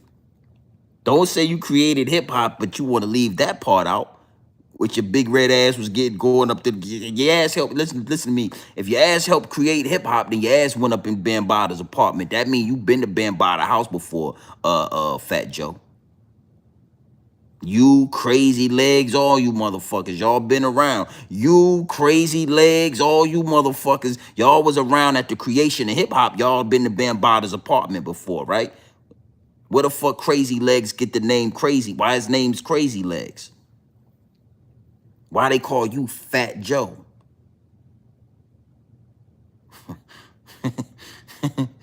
Yeah. Goddamn, man, we got we got down creating hip hop, and we got these Ricans wanting to be down with hip hop, man. That one right there named Fat Man ass Fat Joe. That's what I think Bambaataa and them called. I think that's where that came from. Cause you weren't fat back in the day. And them old pictures of you, Fat Joe, yeah, you weren't fat. So maybe where did the fat part come from? I ain't gonna we ain't gonna go. Listen, we ain't gonna go no further into it. We ain't gonna say nothing else about it. All right. Big salute to everybody in the chat, man. Good game. You came to the right fucking place. You know, don't talk about creating hip hop, but talk about Bambaataa busting your ass down. Don't talk about creating hip hop and then want to leave out that you was up in Bambaataa's apartment. You had to be at Bambaataa's apartment. Those is some of the real creators of hip hop. So give those stories. Hassan Campbell gave them stories. Hassan Campbell says some wild shit. I've been watching Hassan Campbell for the last few years. He done said a lot of shit. But there's a couple things he said that never left. I never forgot. What he said about Ice, Q-Tip, and LL Cool J. What he said what he used to do in that apartment with Bambaataa. You Puerto Ricans was down with that, huh? Huh? You Ricans was down. If you helped create hip hop, then you was down with the. So yeah, maybe I'll elaborate about that in a whole nother live. It is what it is, and it'll be what it's gonna be. Big salute to the chat. Listen, I gotta say this, man. Truly appreciate the love, man. You know, the DMs are on fire as usual. My DMs been on fire for the last year and some change. I ain't like Zip though. I ain't gotta come up here and show y'all. Trust me, it's all kind of motherfuckers in the DM. You know what I'm saying? But unlike these other dudes, I'm not building this channel off the back of no rappers, off the back of no YouTubers, off the back of nobody with no blue checks. You know what I'm saying? Hassan Campbell, he don't, you know, me and him had talked about doing content. Me and him had talked about kind of making something happen. But again, with this YouTube thing, it's a new portal.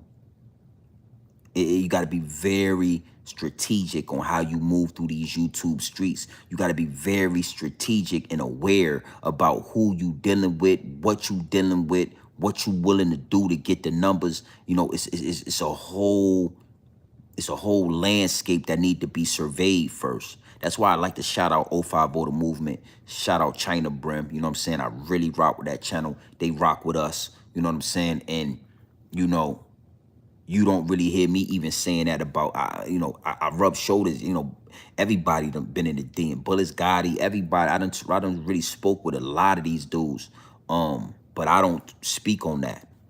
You know what I'm saying? Because the integrity of this channel is what's most important. You know what I'm saying? So me and Haas never ended up doing no content or nothing. But it's a mutual respect there. So it's no disrespect to Hassan Campbell. I just wanted to throw that out there. There's no disrespect to Hassan Campbell. But I told you, I'm not pointing the finger. I'm not going to play the victim. I'm just going to point out the facts. And the shit that I just said about Hassan Campbell, I only know because Hassan Campbell said this shit himself. He said it out his own mouth. I'm just reiterating what he said already. He said that in Africa Bambaataa bust LL Cool J down. That shit was like a landmine went off. He said Africa Bambaataa bust down Q-Tip. He really said this shit. And you gotta understand something. Haas was dead, bro. He was dead. So, never let these New York dudes claim that they created hip hop without claiming that homosexual shit that they was doing when they made hip hop. And for you Ricans and for you Latinos, I wanted to give y'all that synopsis. I wanted to give y'all some context of the shit that y'all trying to claim, because y'all looking at it as, again, monetization. Anything these other cultures can monetize off of us, capitalize off of us, take from us, FBA that is, they'll do it. So now you got these Ricans all jumping out the pot talking about they did this, they did that. But let me give y'all, that's why I had to go, I had to get deep, wicked, and it's always deeper than rap. I had to get a little bit deep, no Diddy. I had to go deep with this one, no Diddy. Because y'all don't even know what y'all claiming. Y'all don't even know the history of this shit. Y'all just see some money and something that y'all can steal again. Some more culture we can steal. Well, we'll steal the homo shit that was going on too. Don't leave that part out. You can't have one without the other. Latinos, Puerto Ricans, Fat Joe. Yeah, why the fuck is your name Fat Joe? You wasn't fat. Your thighs was fat. It looked like back in the day you had over, like the lesbians, like the dykes. They got them big thighs and shit. You know what I'm saying? Diddy. The female thespians, they got like thick thighs. They got them big jeans, that shit. Like Fat Joe used to wear big jeans like that. You think Bambaataa and them wasn't plotting? If they was plotting on Hassan Campbell, you think they wasn't plotting and getting down on Fat Joe? So everybody just think Fat Joe was a gangster for no reason. He just was causing mayhem in the streets because he just wanted to cause, but he was a gangster. No, somebody did that allegedly. Allegedly. Fat Joe's like one of the first Puerto Rican rappers that everybody know. Who let him in the game? Who walked him through the door? And they was getting down in the village. Back in those days, it was only one way. They fuck a sacrifice. They didn't want no sacrifice. They wanted ass cheeks. They wanted to bust cheeks down. That's what they wanted back in the day. So who walked Fat Joe? Who walked his fat ass through the door? Bam, but you think they wasn't scoping Fat Joe? He's walking his fat ass down the street like, damn, we want to rap? You talking about him right there? Hey, Joey. Hey, Fat Joey. Oh, he fat. Joey. He want to rap? We gonna teach him how to rap. Come on, let's go to Bambaataa's apartment. You know Bambaataa got an apartment in Bronx River. You know the Bronx. Bambaataa got an apartment in Bronx River. We gonna show you how to rap.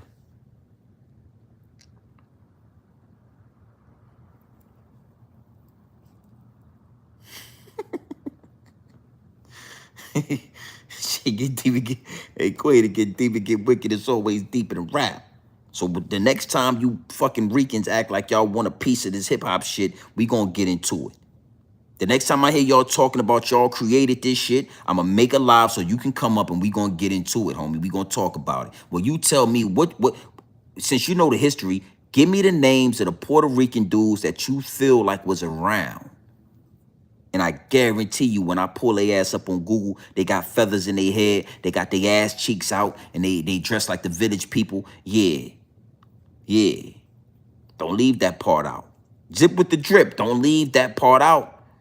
Oh, we created hip. Yeah, you did create hip hop in the Bronx, New York. Y'all also created transgender men in the videos. Y'all also created homosexual shit. Y'all also created, you know, busting ass cheeks down and thigh-in men so they can get y'all created all of that. See, y'all want to create hip hop, but y'all want to leave out what Hassan Campbell said y'all was doing too. Hassan Campbell done already told the game. He done exposed y'all to this shit. Hassan Campbell told us everything. We know everything. Big salute to the whole chat, man. Adrian Clark, what it do, my G? We in here, man. We already 110 minutes into this thing, man. So it ain't nothing to it, man. We just, you know, we live, baby. We live, man. And normally I would be getting ready to leave tomorrow, but I don't know. Being as though the weekend is coming up, you got the 4th of July weekend. I really didn't want to leave out and get stuck somewhere. So I'm not sure. I might do a couple of local runs and then come back, enjoy my weekend, you know what I'm saying? And then go out next week, start fresh, man. So we'll see. And if I'm here, you already know we going live from the big house, you know what I'm saying? When I'm out, I like to go live every now and then, give y'all a quick 30 minutes while I'm crossing state lines at all times. But right now we at the big house, baby. We at the big house. Big salute to the chat.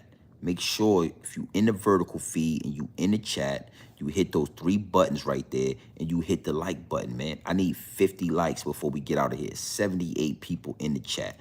I should easily have 50 likes with this information I gave y'all. With this game about hip hop, me shooting the head off these Mexicans, me shooting the head off these Ricans, exposing the foul play when it comes to the creation of hip hop. I need 50 likes, man. Hit the 3 buttons right there. Hit the fucking like button, man.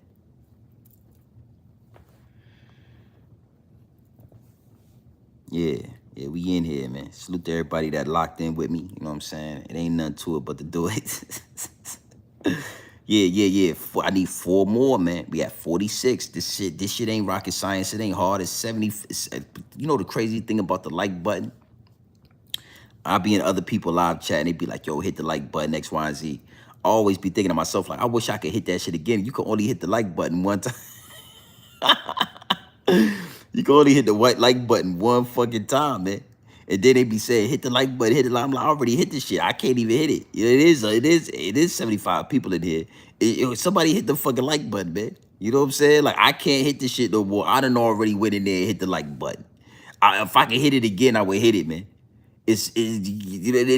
Sometimes it be, you know, you could be in like somebody else's live chat. It might be a bunch of people in there.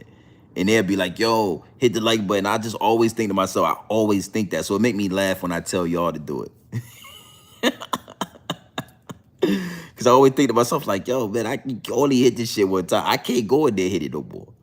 Somebody hit the fucking button, man. Y'all in here. We all in here together. Somebody, there we go. We at 50. See how that works? I can't hit it though. If I can hit that motherfucker, I just hit it a bunch. I boo boo boo boo boo boo boo boo boo. I hit it for you. I boo boo boo boo boo boo boo boo boo. I hit that motherfucker 13 times for you. I get your ass to it. I would just hit the like button like this and get your ass 1,000 likes. Fuck it.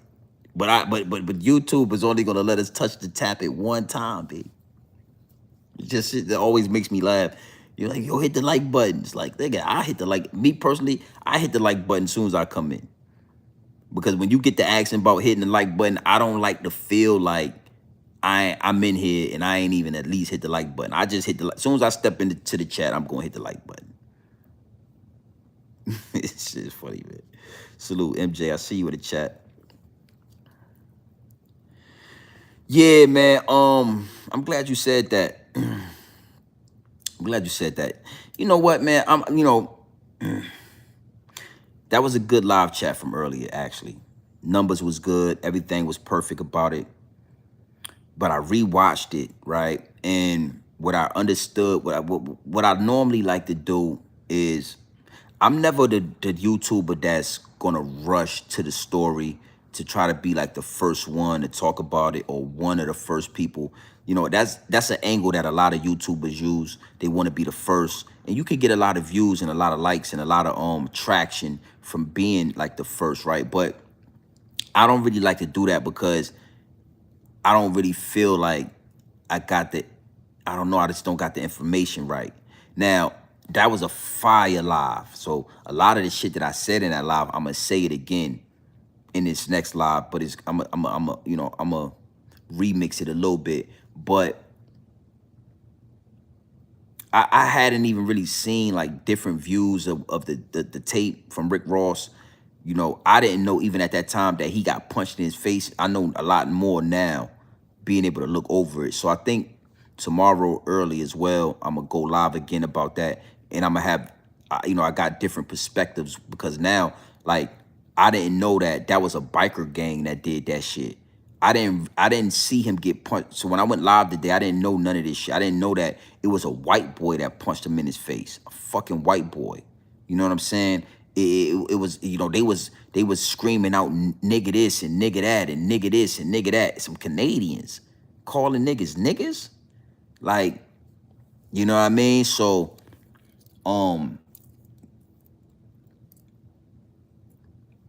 I really went deep. I really did. I really liked what I did with that live stream, but I took it down because certain angles and certain perspectives and certain information I didn't know yet. And that would have made the live stream 10 times more powerful, 10 times more what I like. So yeah, I took it down. We're gonna talk about that early tomorrow. I'm going live. I'm gonna get up early. Me and my daughter, we gonna go eat breakfast. And then when I get back from breakfast, I'm going live, homie, and we're gonna talk about that. And it's gonna be way more fire. Now, a lot of the points that I was talking about earlier, I'ma still address those points. You know what I'm saying? Drake, nigga, you can't. See, earlier when I was talking, I was like, damn, if Drake don't do this, he ain't, no, it's already, you done already crossed that line. From when now knowing what I know, you done already crossed that line, my G. You done already crossed that line. You can't come to the U.S., nigga, not comfortably, but not without the fucking National Guard with you. Yeah, yeah, you have declared war, my GC. Earlier, I thought that, he was in check. I didn't think that it was checkmate. I thought that he was in check and that he had 2 or 3 moves to get out of check, get his king out the way.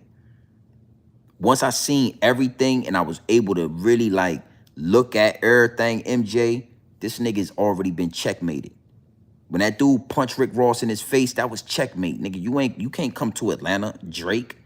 You can't come to Miami. You probably ain't gonna be safe in Texas neither. Nowhere in the US. This is America, homie. See, a lot of, and I'm gonna talk about this tomorrow. I'm not gonna give y'all too much tonight, but a lot of you foreigners don't understand what America is, man. Y'all think shit sweet. Y'all think shit sweet, homie. That's the same thing that happened in Pearl Harbor.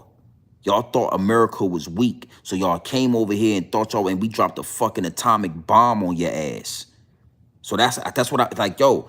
So Canadian niggas, so Canadians is saying nigga now. Like, ain't no niggas in Canadian, ain't no niggas in Canada, homie. What is we doing? Like, so a white boy punched Rick Ross in his face. Y'all niggas is crazy. Yeah, we gonna talk about that early tomorrow. Fuck out of here, nigga. Yeah, nigga, what? What? I ain't take that the way everybody else took it. Oh, you out, Charlie B? All right, Charlie P, man, in the AM, man. See you next time, homie. Get some rest, man. So, yeah, man, I rock with you, MJ, for sure. I'm glad you said that, you know what I'm saying? I had forgot all about it because I was really giving some game about, Hassan Campbell and these homosexual creators of hip-hop and the Mexicans and the Puerto Ricans. And I was just in my bag, you feel what I'm saying? So I forgot that I even took that video down. But yeah, I took that video down, and a lot of people, I definitely got some inboxes. People was asking, yo, what happened to the video? That shit was a fire video. But like I said, I didn't even get into splash. I just told them I took it down. But We gonna go back in. I still got the same thumbnail I'ma use. And we gonna talk about this early in the AM tomorrow. I ain't gonna lie. What's your name? Gape Horn? I don't know, homie. Something about your avatar, man. Something about your profile pic is telling me I ain't about to do that. I don't know. I think it's the eyes, man. Nah. I see you though. Salute to you. Ain't no motherfucking shout out though, homie. Yeah, your eyes. I don't know if that's a cartoon or something, B, but you got some, you freaky ass nigga. You a 69 God. Freaky ass nigga, you a 69 God. Hey. Freaky ass nigga need to stay his ass out. Yo, you was a freaky ass nigga, B, with that joint like that. You was a freaky ass nigga. Is a 69 God, B. Gape Horn is a freaky ass nigga. Is a 69 God. Fuck wrong with you, nigga. There your shout out go right there. That's your shout out right there, Gape Horn. Freaky ass nigga. Gape Horn is a freaky ass nigga. He is 69 God. Hey. Run for your life.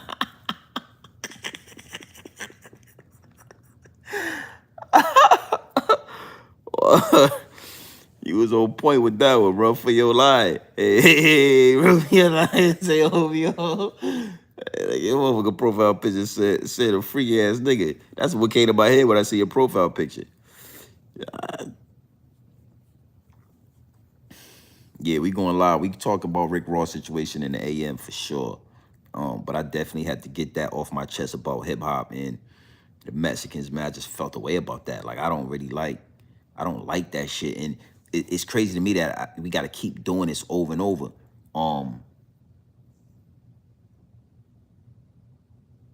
It just is what it is, man.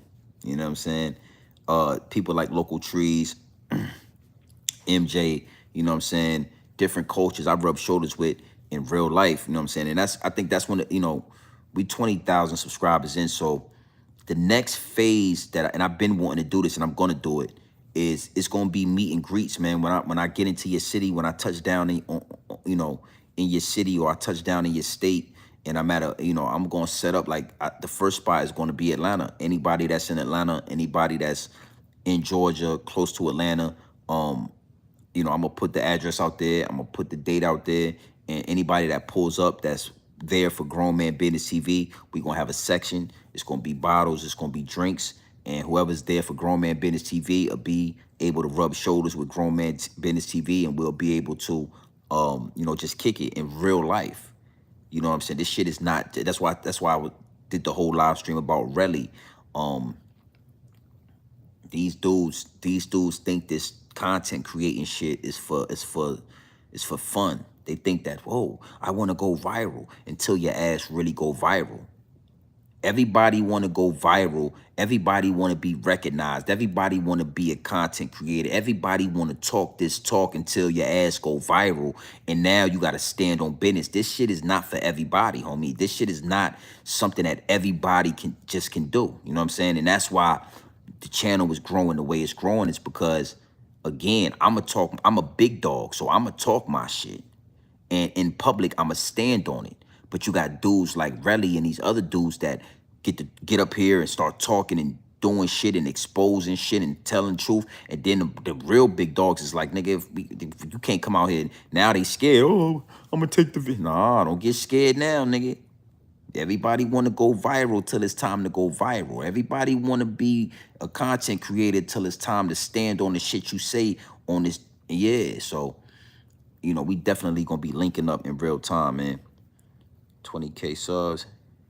Appreciate that, Adrian. Yeah. We well over 20K, man. We approaching 21,000. Oh, Majestic Queen. So you in Atlanta, so you heard of Sweets Lounge, Jen. Majestic. I'm sure you heard of Sweets Lounge, right? Downtown ATL.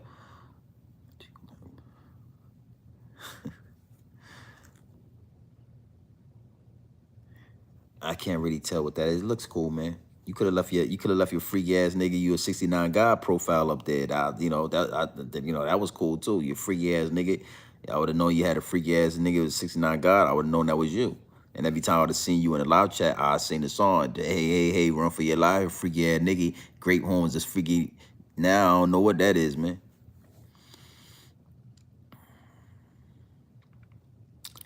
I don't know, Adrian. I can't stand with that. I don't know if I agree with that. I think we have to agree to disagree. I think wherever Drake come in America now, he better have the fucking National Guard with him. He better really have that security. That shit better be, and he ain't just going nowhere. It's gonna be fucking the National Guard, homie. Cause nobody's niggas ain't feeling that. Yeah, I know it sounds funny. Everybody's laughing. You know what I'm saying? Even Rick Ross, he did a post. He's laughing about it. That's just to keep the feds out the way. That's just to keep, you know what I'm saying? Real niggas know you don't get on social media and get to doing extra shit. You make it seem like it's just a joke. You know what I'm saying? And everything is cool. But you gotta know, Rick Ross got punched in his face by a fucking white boy calling these niggas was saying nigga.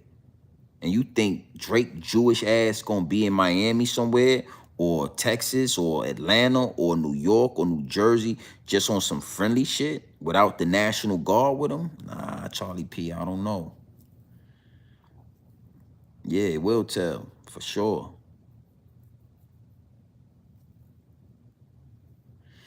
Yeah, I don't know, man. We'll talk about that though. We'll talk about it. You know, that's the beautiful thing about grown man business is that grown men, we can agree to disagree. And I respect that. You know what I'm saying? I just think that it's deeper than rap, homie.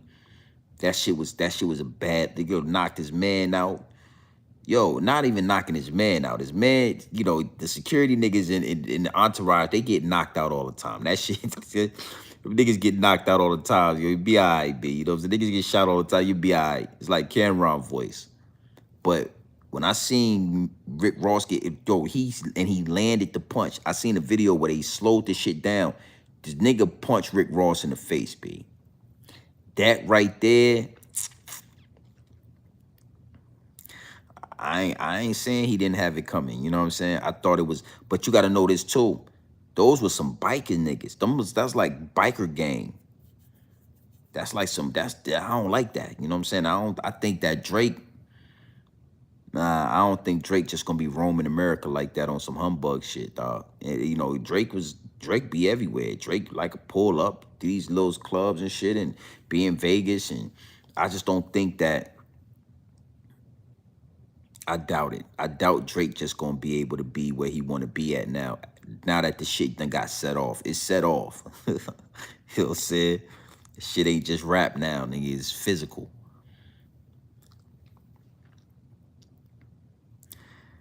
If you got punched, Adrian, would you let it slide? Rick Ross had to come. Yeah, exactly. If a nigga punch you in your face and you Rick Ross on that level, you just gonna let it slide? Nah, Rick Ross, he laughed about it. He made a video. He was laughing. They said they going to get Wingstop wings. I seen the video. That's why I said I had to redo the video because the information I got now is like I want to talk about it from another angle. And I maybe I could have left that video up there, but I ain't really like it because I didn't know everything. Rick Ross laughing at it now, but low key the phone call been made. Nigga, you think this nigga gonna come to Miami? So you think Drake just gonna be in Miami? Hell no. Hell, nowhere in Florida. You think Drake just gonna be in Atlanta? You crazy? You crazy if you think Drake with the, man, what? That nigga better have the, he's gonna have the national, he's gonna have a lot of security with him, bro. He can't move freely, and this shit ain't gonna die down no time soon. It'll be a year from now, 2 years from now. Drake could think shit sweet, and somebody will catch this nigga at a club, and it'll be some Haitian niggas or something, and they'll do something to Drake, homie. Kendrick ain't gassing nothing up though, Adrian. Kendrick already smoked Drake boots. It's over. Kendrick, that one song, listen to me. That's probably like the biggest rap battle song in fucking rap history. It's done the biggest numbers. This nigga's nominated for a Grammy for a song where he's calling Drake a pedophile. You feel me? Like, nigga's calling him a 69 God. And we're gonna talk about this tomorrow. We're gonna talk about this. Or I talked about it earlier, but we're gonna rehash it. Kendrick already did what he's supposed to do. So you telling me, so this is what you telling me. Drake plays this song at all of his shows. Freaky ass nigga, you 69 God. Hey, hey, A minor. But as soon as Rick Ross come to Canada, he can't play the song? And cause he in Canada? Nah, man. Drake, nah, nigga. Yeah, that nigga's done, son. That nigga get stepped on. Nigga, and you think niggas don't want to punch Drake in his face? You don't think niggas been wanting to touch Drake or embarrass Drake? Drake ain't never did no physical shit. Now you got so-called, and like I said earlier, Drake need to come out and say, I ain't got nothing to do with that. I don't condone that. I don't know how it happened. Drake needed to do that. But instead, he liking posts, he laughing. He saying shout out to Canada. Nigga, this America, nigga. This ain't Canada. So when you come to America and niggas get at you, don't get the bitching up now. Don't get the crying. Don't get the crying now, homie. Don't come out here and get the moving around and some shit go down and some bullets get to flying and a nigga punching you and knock your mouth off. Don't get the crying now. Oh, nigga, nah, nigga. See, that's why I'm saying it's way more than what y'all thinking. That shit is real, my G. And nigga, and it's almost like the East Coast, West Coast war. You know, we're gonna talk about this tomorrow. We talk more about this tomorrow. But it's deeper than rap. The East Coast, you would have never thought it probably could get bigger than the East Coast and West Coast, but it can get bigger when you got two countries now. You got a representative from one country and you got a representative from another country, and these niggas is type going to war with each other. You ain't never heard this from no, come on, man.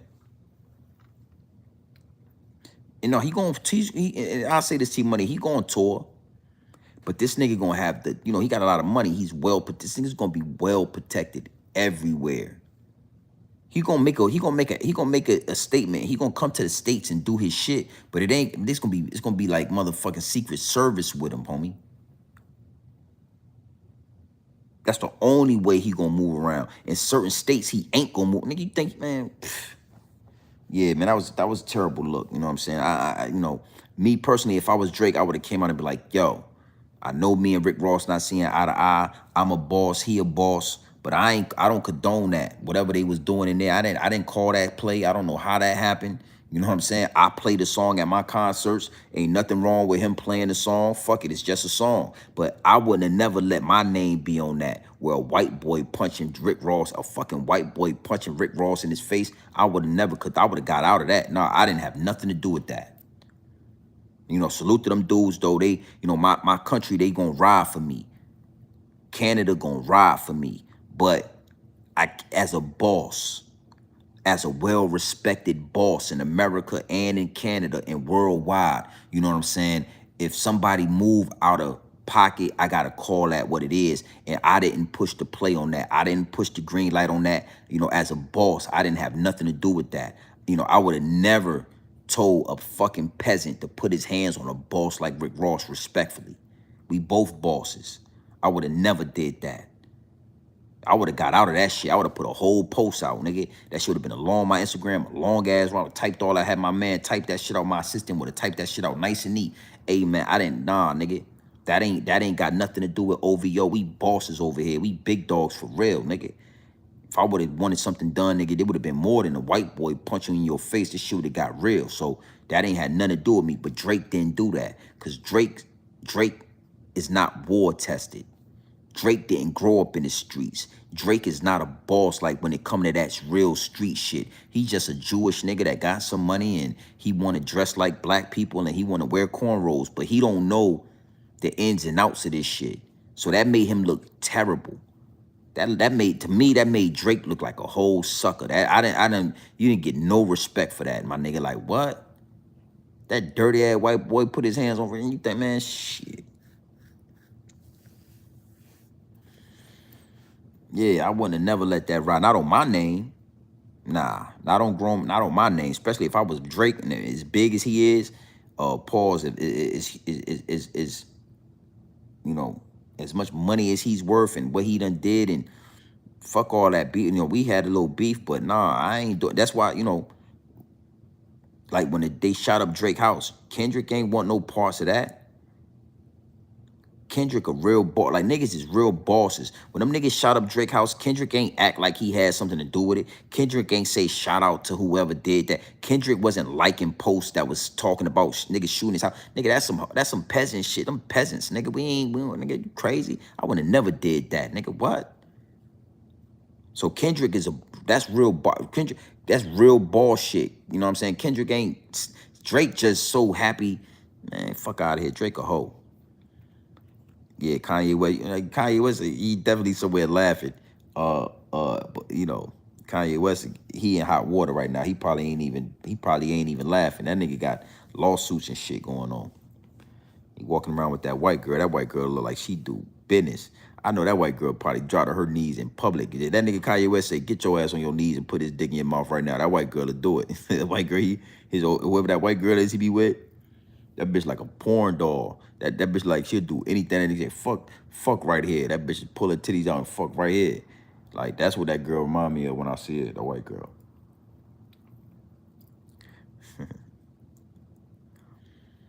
But we're going to talk about this more tomorrow. And as usual, you already know, you're not going to get this information from none of these other bloggers. They not coming from no angles that I'm coming from. We not the same. So just know, make sure you subscribe to the channel. Make sure you're getting the notifications. Make sure you're on the lookout. Just know if you don't catch it, when I do it tomorrow, whenever you get off or you get free time, that video will be up. We're going to talk about Drake and Rick Ross tomorrow. So you already know what time it is, man. It's your boy, Grown Man Business TV. Feel what I'm saying? You can tap in, you can tap out, but you know my slogan. You know what I suggest. And I suggest you tap in, man. I suggest you tap into this grown man business. I suggest you tap into this grown man content at all times. You already know what it is. It's straight off the bricks into the bottles. Straight off the brick into the bottle. Straight, raw, pure, uncut, no extras, no preservatives. We not sugarcoat nothing, and we not dressing nothing up. We giving it to you straight raw, my G. No Diddy. Pause. But straight, raw, uncut information. Straight off the bricks into the bottles. You know what I'm saying? Well over 20,000 subscribers. You know, we want to reach 30,000 subscribers ASAP. That's the next goal, and we want that shit ASAP. We should be at 30,000 subscribers in no time.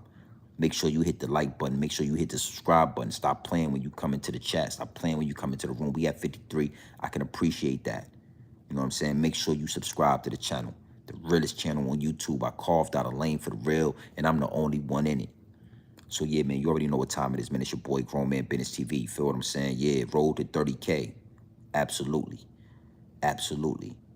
So you already know what time it is, man. It's your boy, Grown Man Business TV. Feel what I'm saying? You can tap in, you can tap out, but you know my slogan and you know what I suggest.